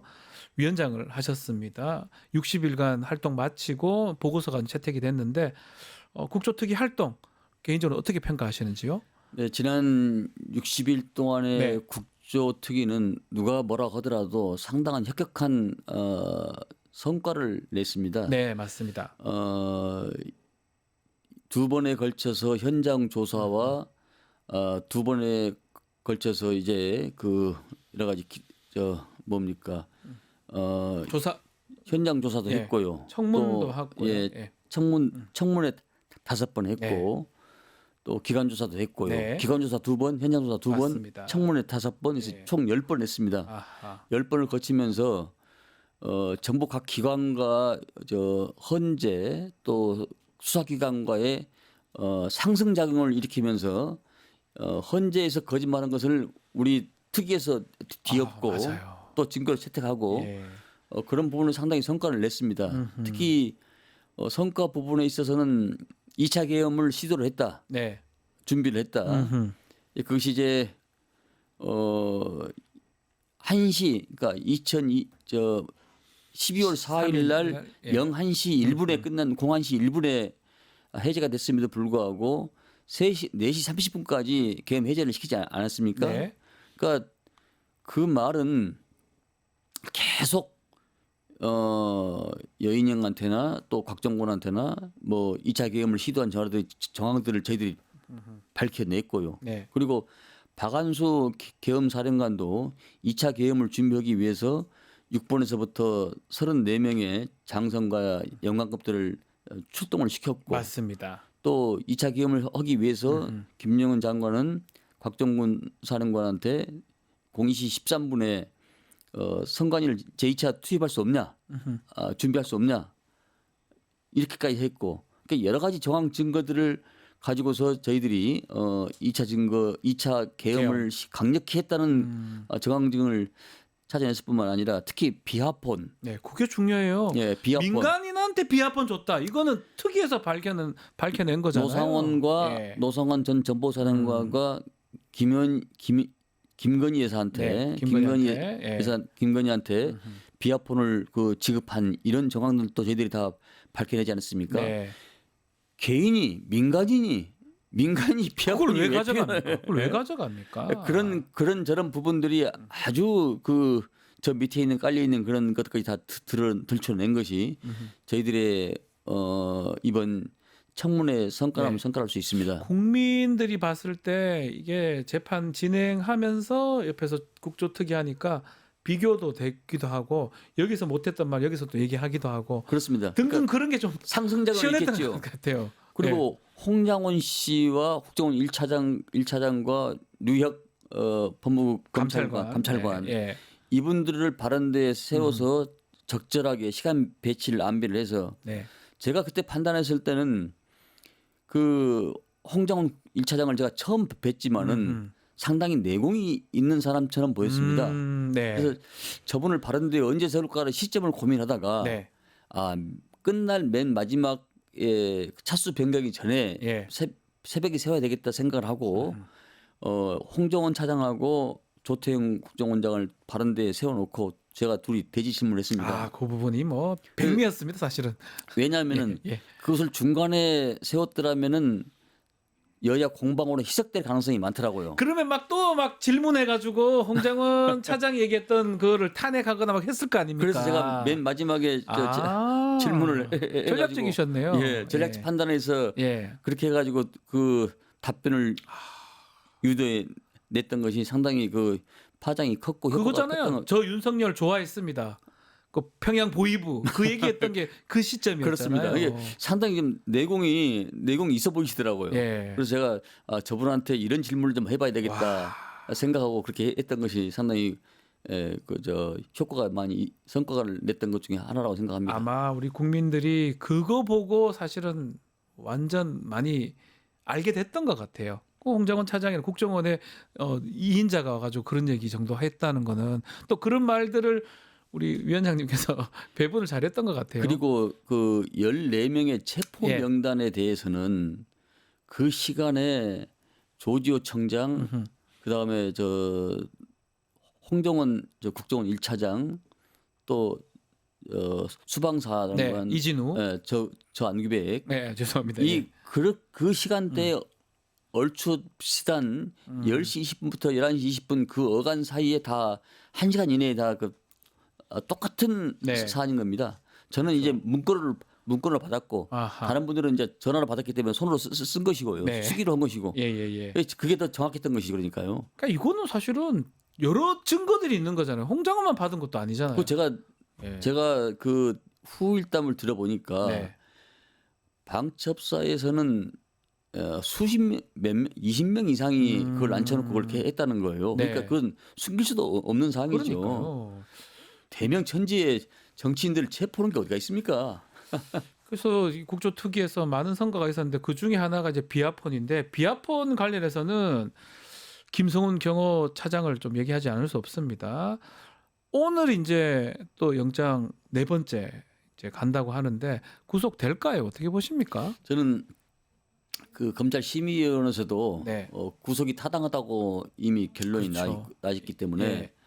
특히 이 내란숙의 윤석열이 지금 석방된 뒤로는 증거 인멸 또 입맞추기 말맞추기 또 여러 가지 정황 증거들이 계속 나오고 있는 입장에서 더 예. 이상 이 구속을 안 시킬 이유가 없다고 생각합니다. 저는 검찰이 더 이상 예. 국민들한테 지탄의 대상이 되지 않기 위해서는 반드시 이번에 그것을 인용을 해야 한다고 생각합니다. 네 번이나 하는 경우 제가 본 적이 없거든요. 구속영장을 그렇습니다. 경찰에 올린 걸 세 번 네 번째 이렇게 되는 경우 지금 그 예.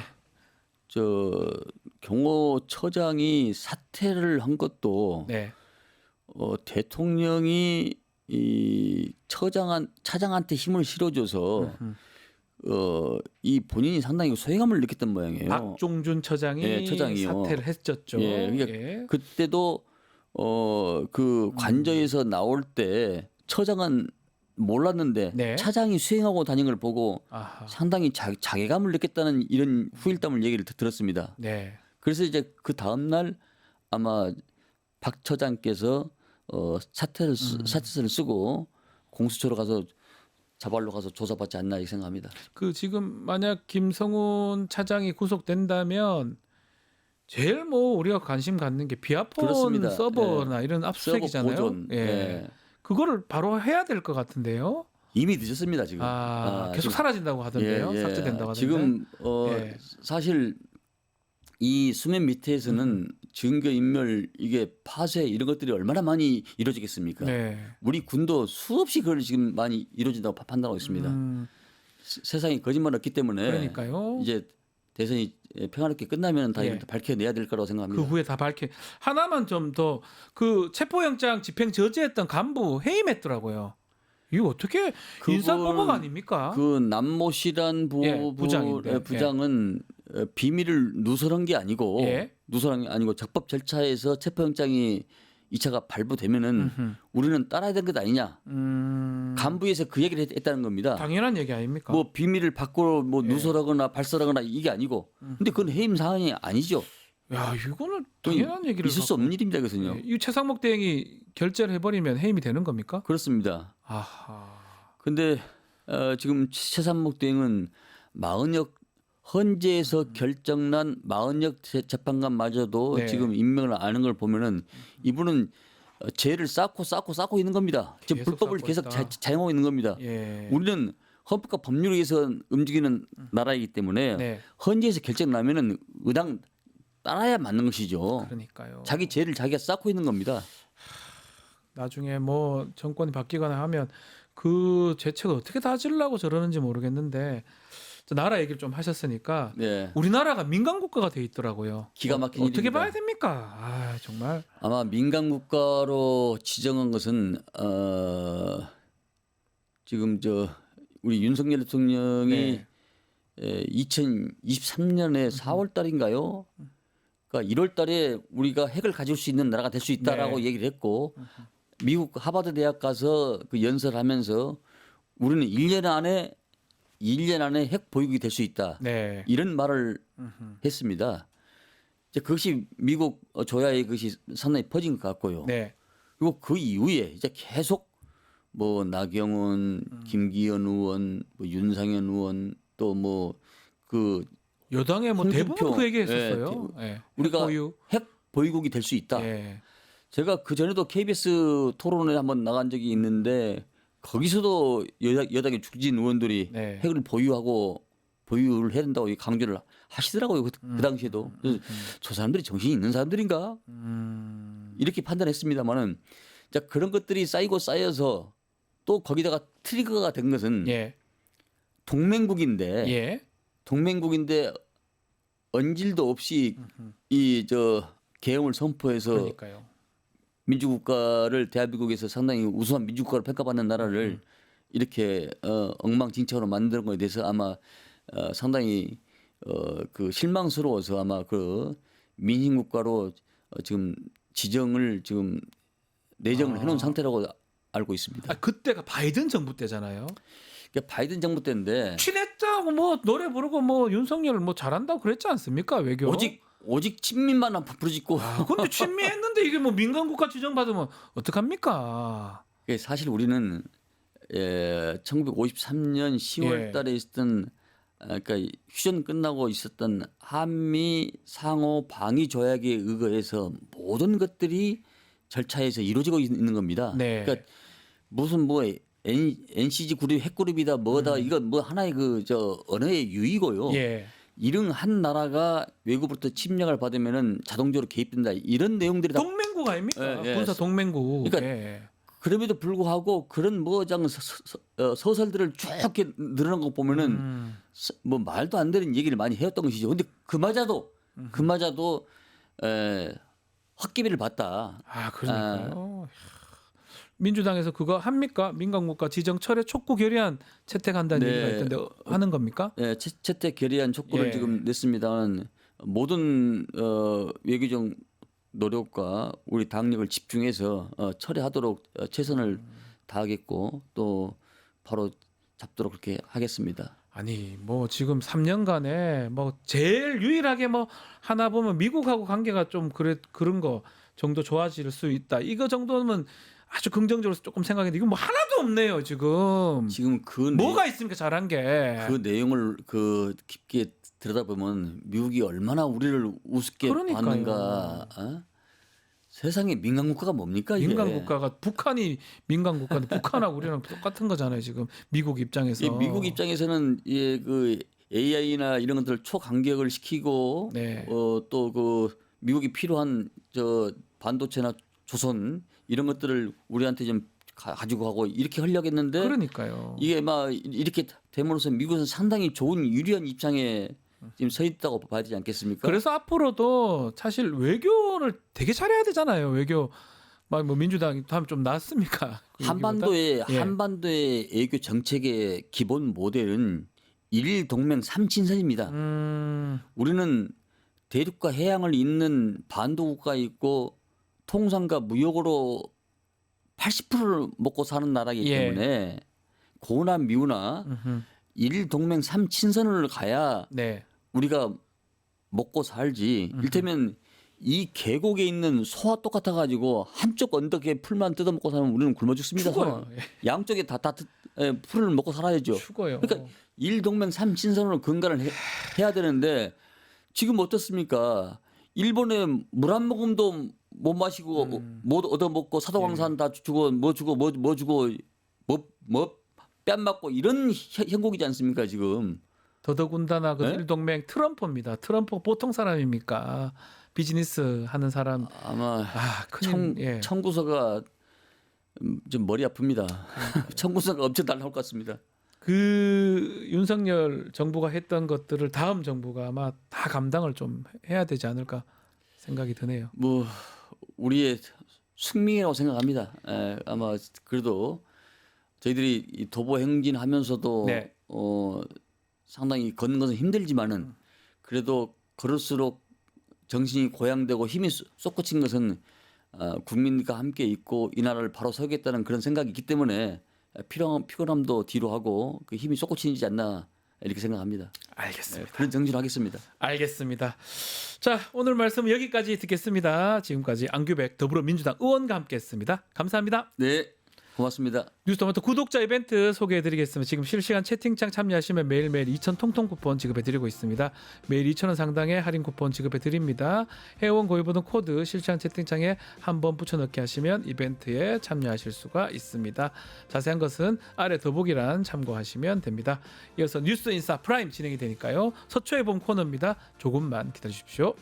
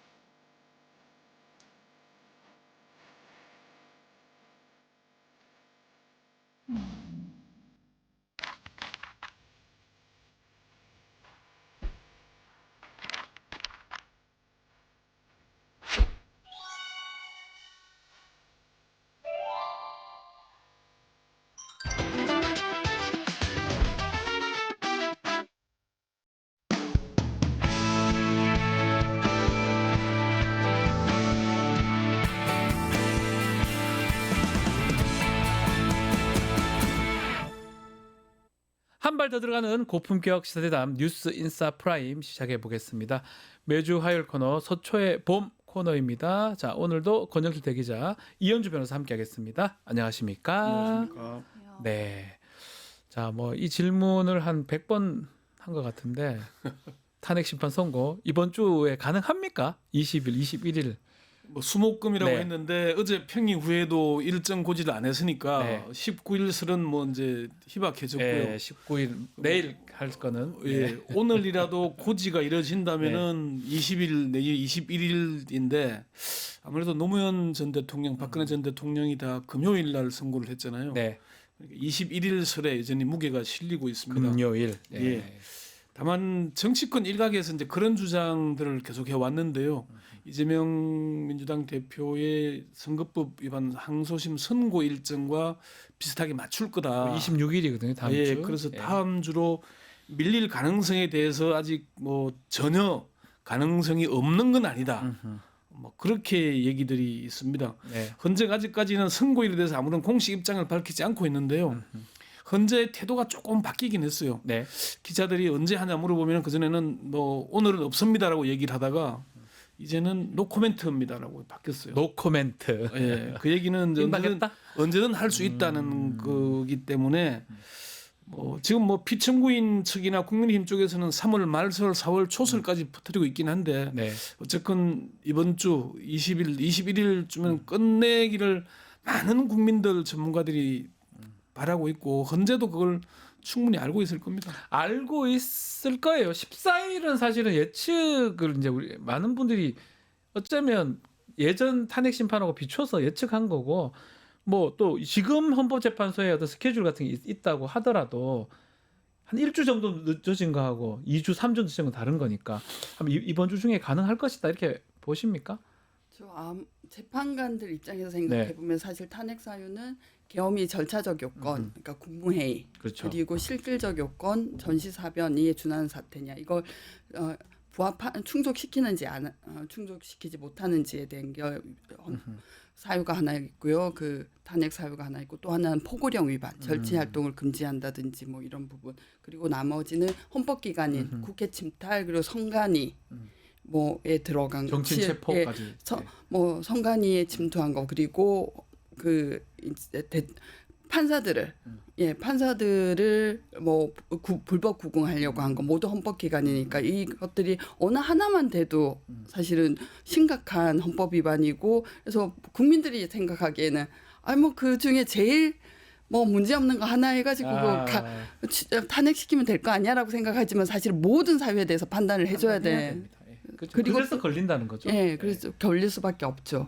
그러니까 지난주에 하다가 늦춰진 거는 피청구인 쪽에서 계속 절차적 시비를 거니까 선입 선출에 따라서 사실은 이제 이게 감사원장과 검사 3명에 대한 탄핵 선고를 먼저 했던 것 같고요. 먼저 들어왔기 때문에 나머지 이제 남은 사건들은 다 계엄과 관련된 사건들, 탄핵과 관련된 지금 윤석열과 관련된 계엄과 사건들이죠. 관련된 그러니까 이제 저 박성재 법무장관 오늘 변론길 있고 조지호 경찰청장 그리고 윤석열 대통령 한덕수 국무총리 이런 순서가 남아 있거든요.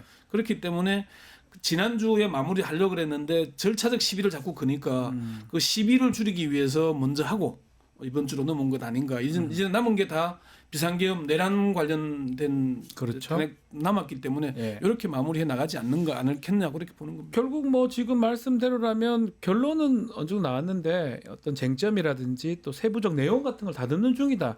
이렇게 보시는 겁니까?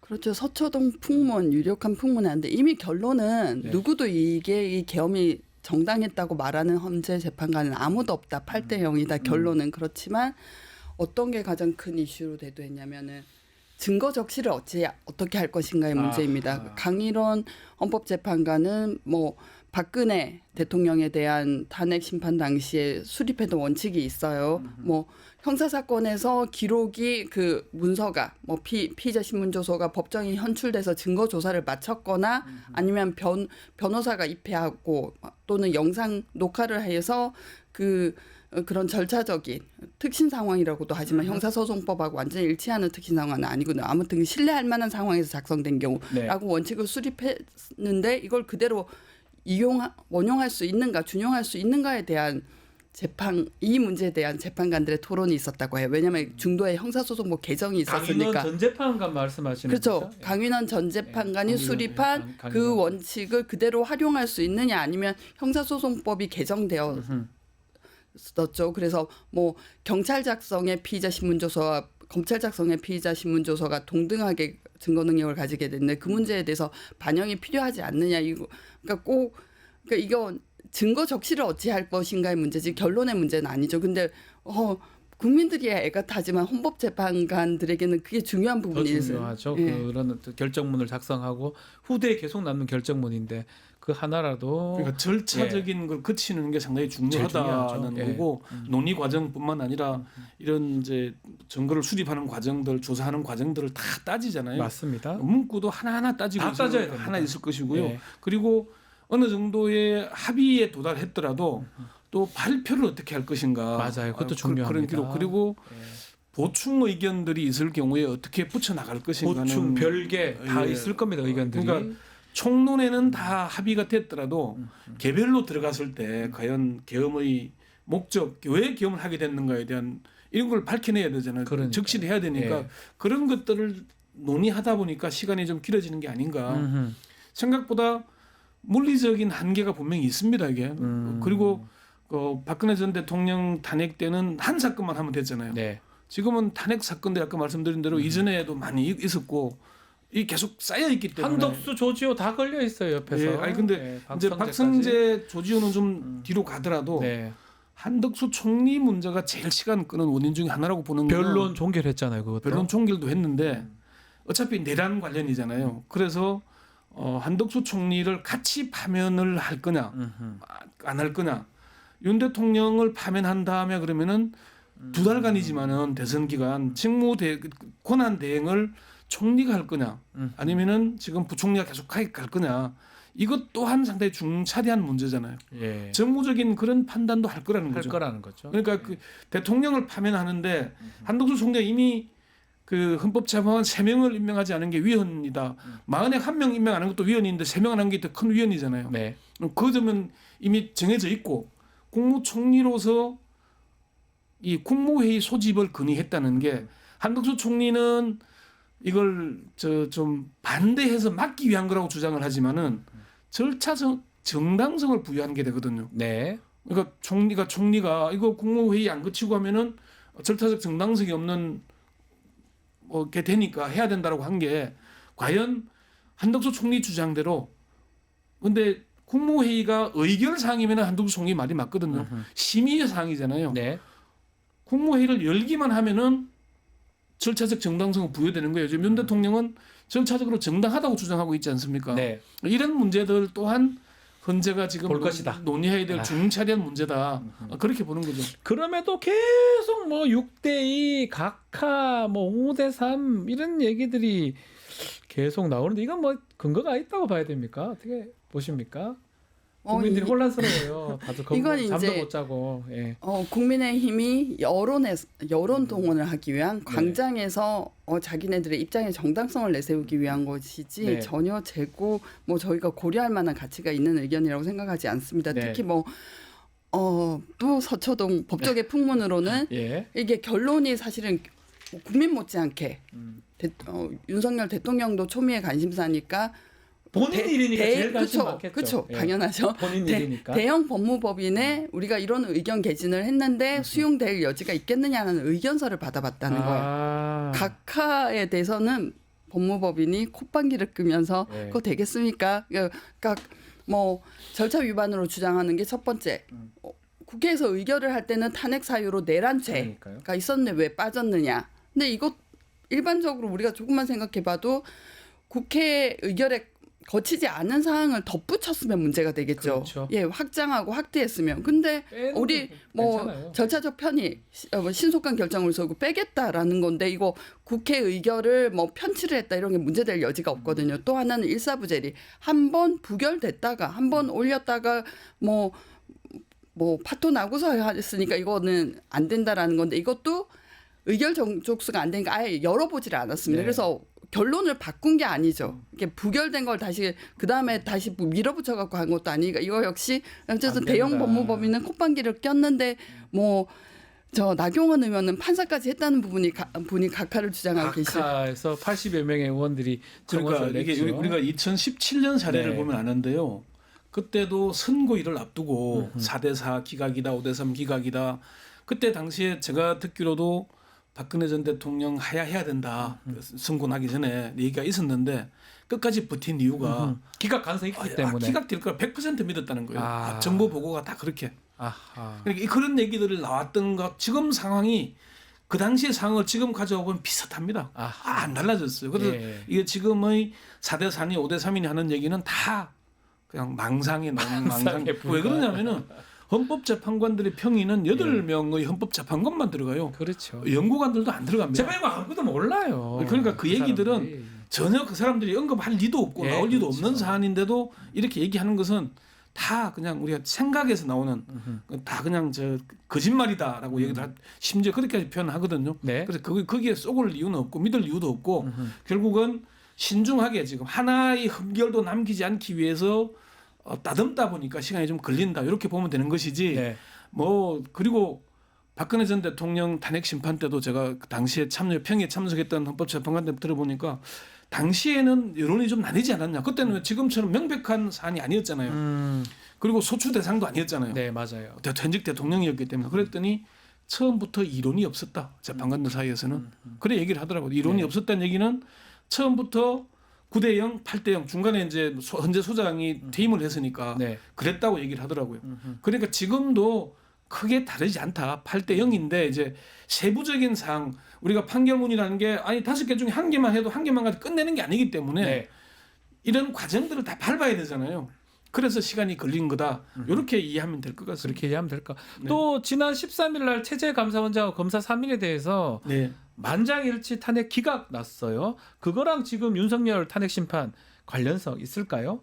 저는 관련성 전혀 없고 오히려 판결 사유를 보면 네. 결정 사유를 보면은 뭐 탄핵 소추를 할 만한 사정은 있었다라는 것 인정했거든요. 모든 법적 절차를 거쳤고 사유가 그 파면에 이르지 못할 정도일 뿐이지 일정 정도로 소명이 됐다라는 점을 분명히 밝혔어요. 네. 그런 다음에 그리고 향후 재발 방지를 위해서 이런 조치를 했을 만했다. 뭐 그거 탄핵 소추권 남용이라고 할 수 없다라고 했기 때문에 이것은 결코 국민의힘 뭐 윤석열 대통령의 유리한 결정도 아니고 윤석열한테 불리한 것이다. 예, 윤석열 대통령이 주장했던 계엄령의 사유 있지 않습니까?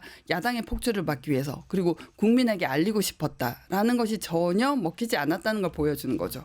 8대 0이고 여기도 이게 그 이제 재밌는 표현을 빌리자면은 네. 엄청난 영향이 있습니다. 아 영향이 있습니까? 어떻게 영향이 있냐면 예. 이게 저 보수농객 조갑재 대표가 한 얘기인데요. 예. 이걸 전원일치로 기각할 때 진보 보수의 구별이 없었지 않냐. 아. 왜 그랬겠냐. 아하. 워낙 사안이 명백하니까 그런 거 아니겠냐. 그러면은 윤 대통령의 탄핵 인용하는 사안이 그 사안보다 더 훨씬 명쾌하지 않느냐. 그렇죠. 그러니까 진보 보수 가릴 것 없이 8대0 전원일치로 나올 가능성이 높다. 아 이걸 보면 알 수 있다는 예. 거예요. 그리고 자꾸 보수 성향의 헌법재판관들이 기각적으로 쓸 것이라고 하는데 그건 잘못 보는 것 같다. 네. 보수 성향이라는 게 뭐냐?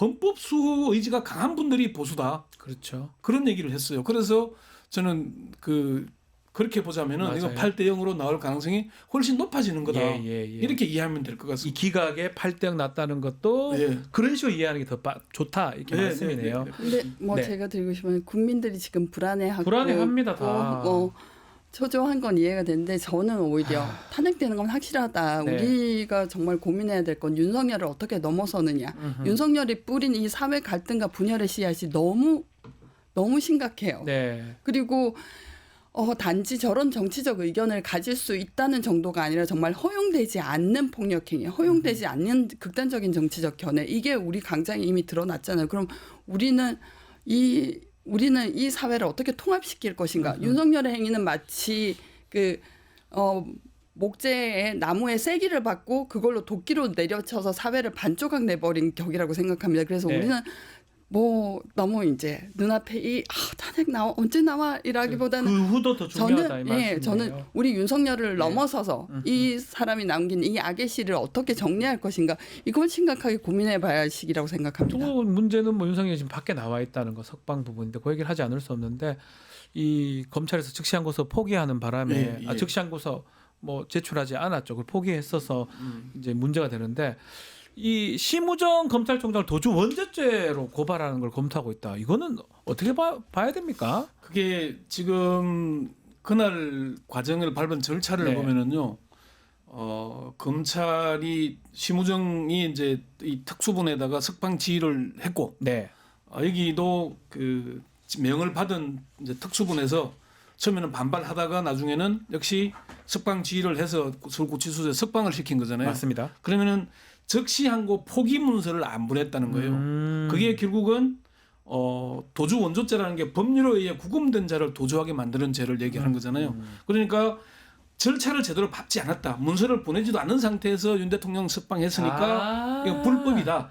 포기 서류 받고 풀어줬어야 되는데 그거 안 받고 풀어줬다. 도주 원조했다. 그렇죠. 아하. 포기서를 제출도 하지 않고 석방 지휘를 했다.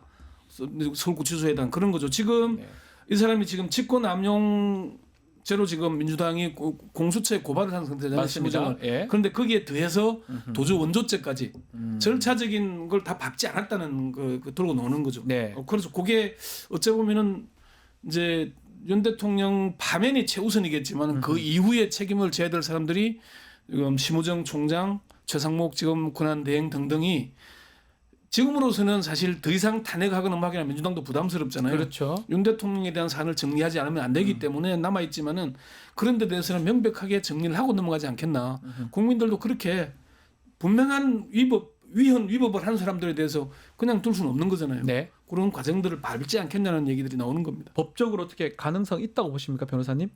이게 정치적인 공세로는 의미가 있겠죠. 그래서 이제 뭐 모든 판결과 결정은 확정이라는 절차를 거쳐야 효력이 발생하는데, 그러면은 소송행위라는 건 우리가 풀어줄게요라고 뭐 개인적으로 엄명한다고 끝나는 게 아니라 우리가 항고하지 않겠습니다라는 결정서를 뭐 언론한테 대고하는 것도 유효하지 않아요. 아시겠지만 너무나 잘 아시겠지만 검사가 담당 검사가 권한 있는 담당 검사가 권한 있는 법원에 제출을 해서 우리 즉시항고 의사가 없습니다라는 걸 공식적으로 엄명을 하면 이 구속 취소 결정은 더 이상 불복할 수 없는 상태로 확정이 되고, 그 다음에 뭐 석방지라는 그 행정 절차가 이루어지는데 정말 이해할 수 없는 것이죠. 그렇지만 이게 유독 모든 이례적인 일들이 윤석열한테는 일어난다.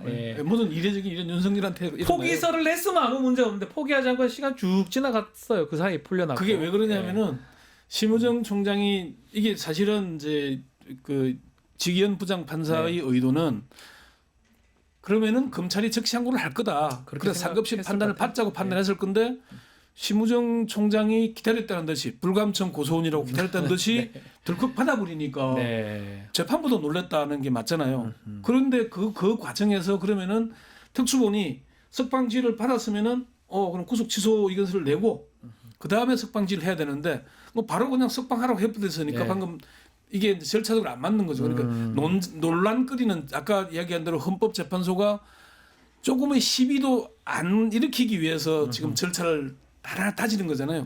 선입 선출에 따라서 자꾸 요구를 하니까 윤석열 탄핵 심판을 시작할 때 모든 사건에 우선해서 하겠다고 선언했음에도 불구하고 계속 시비를 거니까 그렇게 했던 거잖아요. 이것도 또한 그런 절차적 위반이니까 우리가 왜 그 검사하실 때 기소할 때 절차 안 지키면은 공소기각 되잖아요. 기각되죠. 절차. 그러니까 그런 과정들에도 우기는 건데 아까 방금 말씀드린 대로 정치적인 선언이 될 가능성이 높지만 어쨌든 그런 문제는 있다는 거죠. 그리고 지금 김성훈 경호차장 4번째 구속영장이 청구됐습니다. 신청이 됐죠. 경찰에서 검찰로. 그 사이에 뭐 지금 서울 고검에서는 또 구속영장 하라고 얘기도 있었고 또 체포를 또 도와줬다고 알려진 사람은 또 인사보복으로 해임 의견까지 또 해버렸어요. 중요한 거는 검찰이 이제 영장을 받아줄지 그 부분 어떻게 보십니까?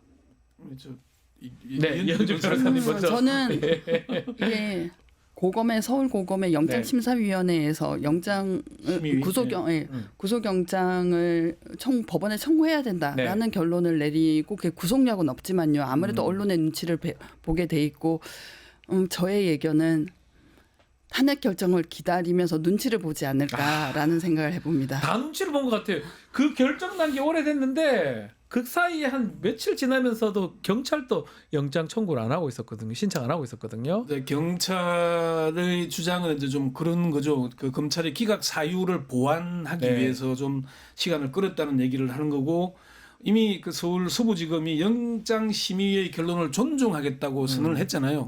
그 존중하면서 또 청구를 안 하면은 이건 이제 그 검찰의 내란으로 국민들이 바라볼 가능성이 크기 때문에 안 할 수 없을 건데 방금 말씀하신 대로 시간을 좀 끌 거냐, 바로 청구를 할 거냐, 요게 조금 남은 관건인 것 같고요.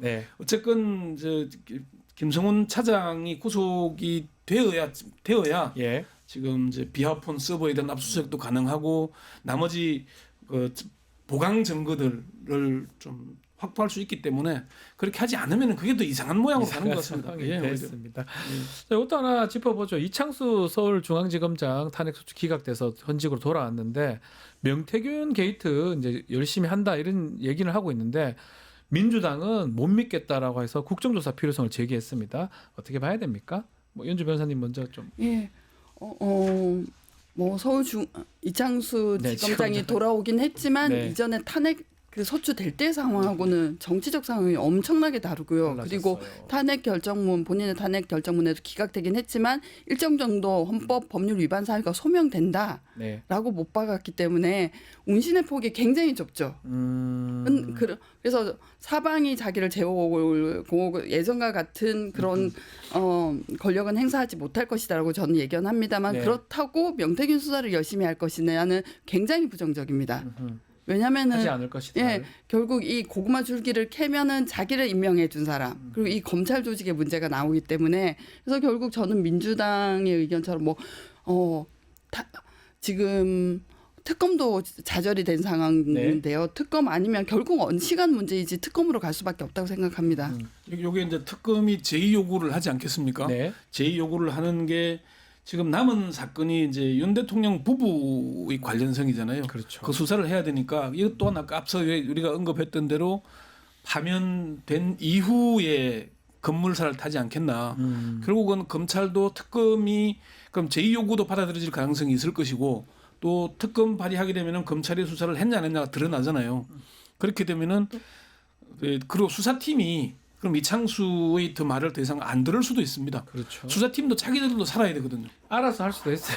그러니까 그 원래 이 수사하는 검사들이 원래 지휘하는 대로 잘 안 따라가잖아요. 안 따라요. 어쨌든 근거는 남겨놓잖아요. 창원지검에서도 8명에 연서명했다고 하더라고요. 그러니까 그런 것들이 다 자기 살 길을 찾는 거거든요.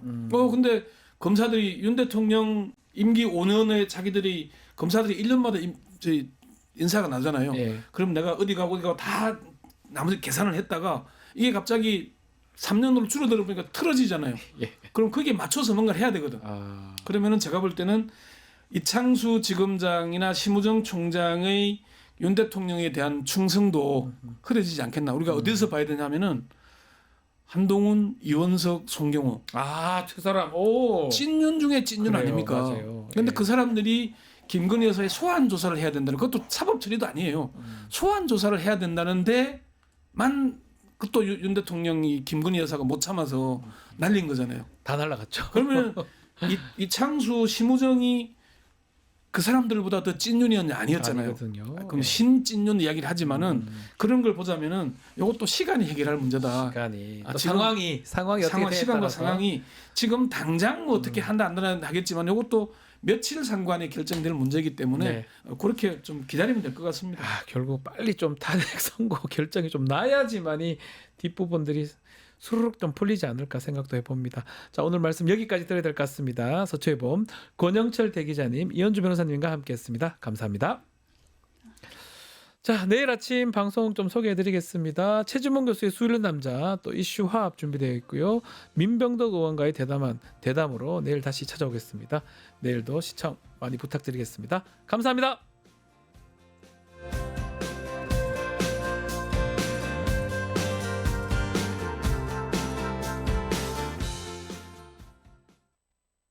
뉴스토마토 K평화연구원이 12.3 내란을 막아낸 시민영웅 1000명 찾기 프로젝트를 진행합니다. 비상계엄 선포 이후 국회, 광화문, 남태령, 한남동 공관, 헌법재판소 등지에서 내란을 막고 탄핵소추를 이뤄낸 시민영웅 1000명을 찾아내 대한민국 민주주의의 역사로 기록하고 시상의 본보기로 삼음으로써 민주주의를 더 널리 확산하기 위한 프로젝트입니다. 이 과정에 직접 참여했거나 참여자를 추천해 주실 분들은 우측 제보하기 QR코드나 아래 메일로 추천 및 제보해 주세요. 민주시민 여러분의 많은 참여 바랍니다. 뉴스토마토 K평화연구원과 함께 해주실 분들의 추천 제보 및 후원을 기다립니다.